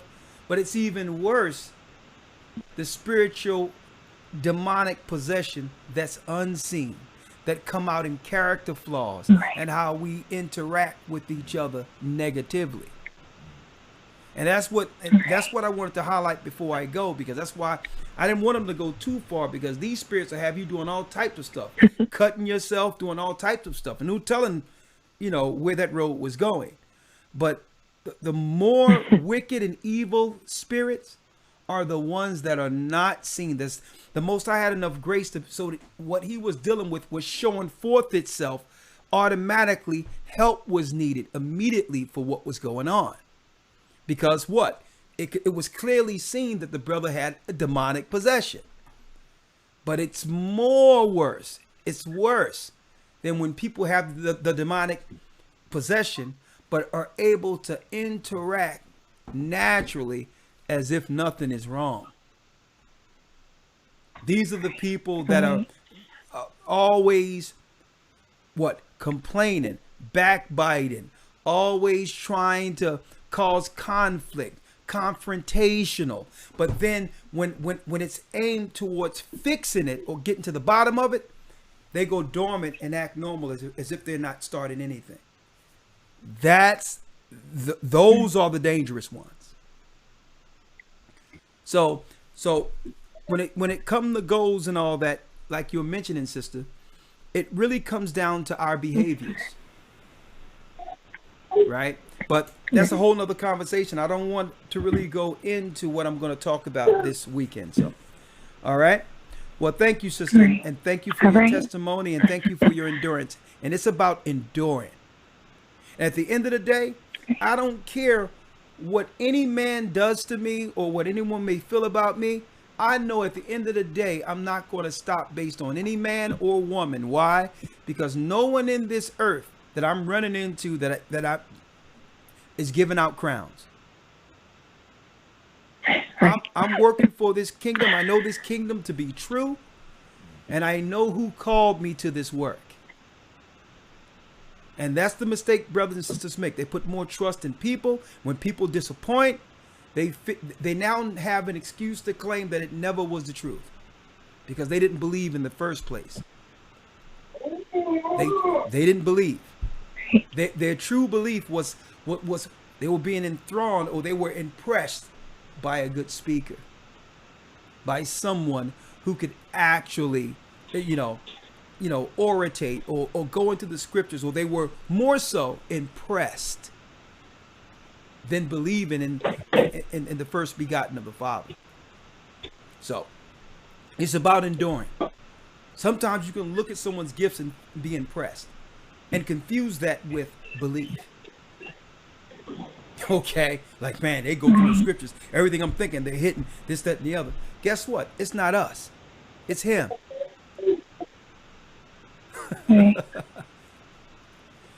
Thank you, sister. Bless you. All right. Thank you. So I guess, thank you, sister. And it's good to hear sisters holding on, bringing forth, enduring in this time of trouble. Well, backed by popular demand, through demand from the chat, they want to hear from Sunshine. All right, Sunshine, we're going to let you roll. And then we're going to end it out with... Hello? There you go. Hello? Hey. Hello, can you hear me? Yes, talk to us. I don't know if you can hear me. I can't hear you, but I'll just say hi. I'm just so excited. I can't hear you, but I'll just speak just in case you can hear me. I can hear I'm you. so excited. Oh, Elder, bless you. Praise the Most High. I was just thinking, to look at the media setup concerning Nick Cannon, it is a clear fiasco. The question is why it becomes so offensive for the rabbi when someone says he isn't a Jew. If, truthful, the rabbi would admit his people's conversion rather than claim a position, our position, that doesn't belong to his people. But the offense seemed to be more than our people stating that he's not a Jew. More so, the offense is that he and his people are being uncovered, and all in the darkness will come to light. So the dagger to a so-called rabbi's heart or his people's heart doesn't lie in the comment that he is not a Jew. The problem they're having is that they're not the chosen people. And by our power, what was hidden for years that they knew would eventually come to light is coming to light. And after experiencing all that we've experienced where they have owned these black bodies that have been on the slave ships, the very common decency would be to tell us that we are the people. So now that our God has awakened us, when many a day the converts could have chosen to do what was right and they didn't, it's because they're in a borrowed position, or maybe in a borrowed position, they feel grieved just to look upon us, because just by our existence, knowing our true position according to AHAYAH, and us operating in righteousness, we make them feel perhaps inauthentic and esteemed as counterfeit. So the whole uproar from Nick Cannon to the jab is all about stopping us from what it is the Gentiles who have always conspired against us always knew, and that's that we are prophesied to become more as long as we operate in righteousness. So they're doing all this to prevent the day when our black men, the flock of the Most High's pasture, will become, after being tried like gold in the fire, the sons of the living God. And the Gentiles always knew that our power never forsook us for the promise to the remnant of Israel, because he delighted in our fathers. Exactly like you said, elders, they remember that their subservience subservience under us, and the times we were the princes on horses, and because of that, you know, when we fell, like Paul was talking about, the Gentiles got rich, and they do not want to give up our position. They do not want to give up our horses. You know, though the times of the Gentiles will soon be to come in. So I praise the Most High for this opportunity to be obedient and to be a light unto the world and to set this upside down world aright as we start first with ourselves. And me as a woman, and I'm so grateful for it. It's a wonderful thing to be humble and a servant unto my husband, and then our children, our families, our neighbors and friends, the Black and brown communities, and also to the Gentiles who desire our kingdom or call by the Most High's name. And through that wonderful sacrifice that is Christ, our Yeshua, by grace of the Most High, we through baptism receive the Holy Spirit who guides us to know what the Most High is pleased with. So I'm so grateful for the gift, and I'm so grateful for Christ, who is the door that will lead us to the kingdom of heaven. And I'm so excited, elders, for the Passover. Oh, bless you. Shalom. I'm so excited. I don't know if you can hear me, but I said it anyway because I'm so happy. Yes. Shalom. Shalom. You know what? You know what's good? This sister is always positive. You know, and this is why some people are like, well, why do I? First of all, she's the first person that's always on in the queue. That's number one. Number two, sometimes I try to get other calls in. But one thing I do like about the sister is that with any of us, I mean, sometimes, you know, with all the negativity in the earth, we just need, you know, happy people. And that's a gift, you know what I mean? Because I feel laughter, I feel smiling gives us time. And I think anger and confrontation take days away. Some people ask, well, you know, a lot of people say, man, you look young. Y'all, you look young. You know why? Because I don't like the worry, and I don't like I don't like stress, and I want peace. I want peace. And you know, and that's why I let the sister through the majority of the time, because the sister is always positive.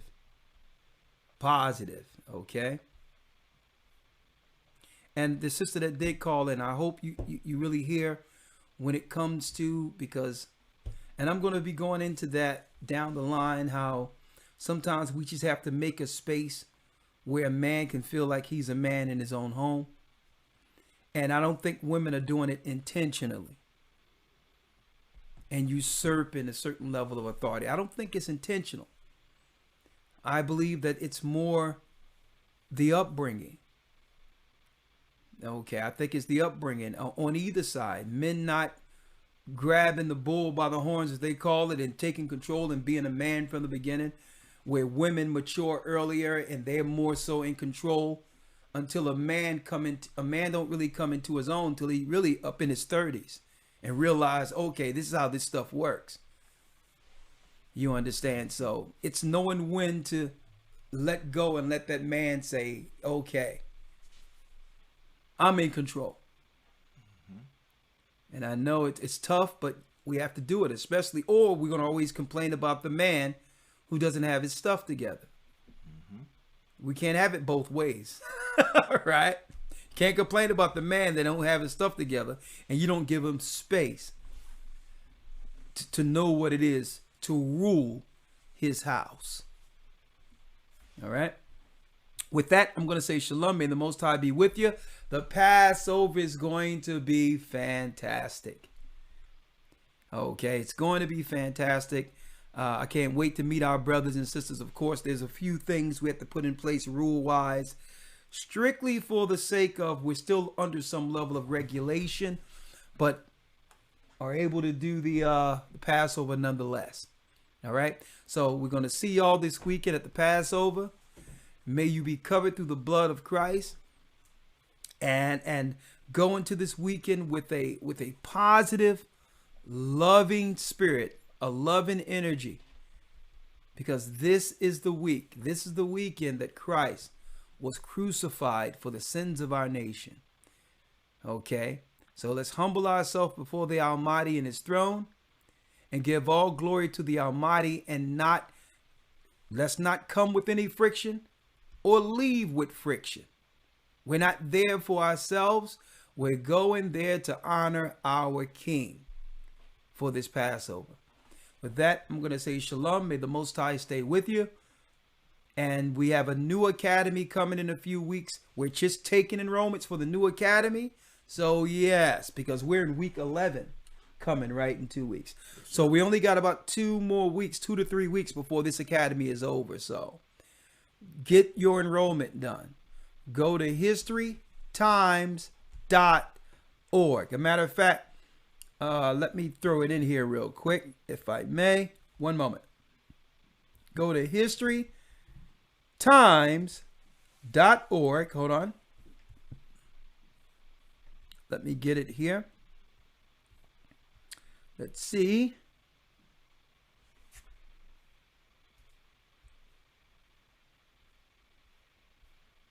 One second, folks. Go to historytimes.org. One moment. historytimes.org. Okay. And I'm going to play this real quick, and I have one other announcement. Be sure that you can support the work by sending through your Cash App $ GOCC 144 donate, and that's strictly for this broadcast. If you appreciate the content when we come before you for this broadcast, if you have Cash App, you would use $ GOCC 144 donate, or you can go to gatheringofchrist.org under donate, which will give more options. Okay, I wanted to put that out there. Let me play this real quick, and then after that, we're gonna head out with brotherly love. Shalom. The Bible. Is it hard to understand? When it comes to reading the Bible, the first thing that comes to mind is the fact that this is the Word of God. The seals have been broken, and the truth is here. And when we go throughout the scriptures, when we go throughout extra biblical records, we find that the language that God employed, that he used to create the heavens and the earth, was the Hebrew language. Christ said, I came for the lost sheep of the house of Israel. But yet no one, no religious leader, no religious church out there anywhere can now identify the 12 tribes of Israel. God is quite simple, but it seems as if man makes understanding him hard. What are those mysteries? The truth of your book and the truth will make you free. The Hebrew and Bible Academy. You're invited.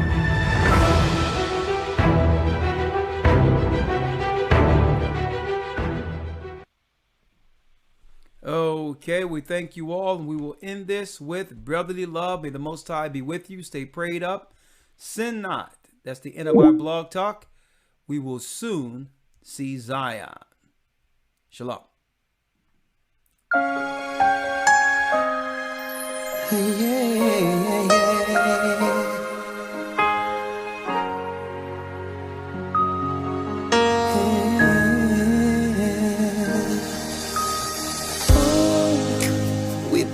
So much pain, life took us separate ways.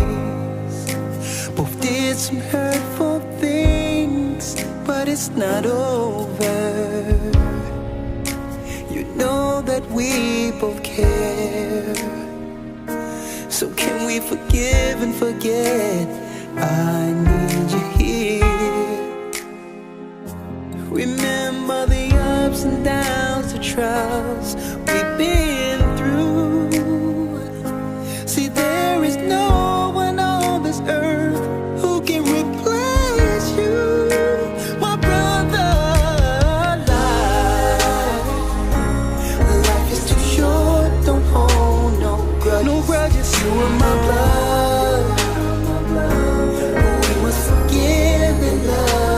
each other.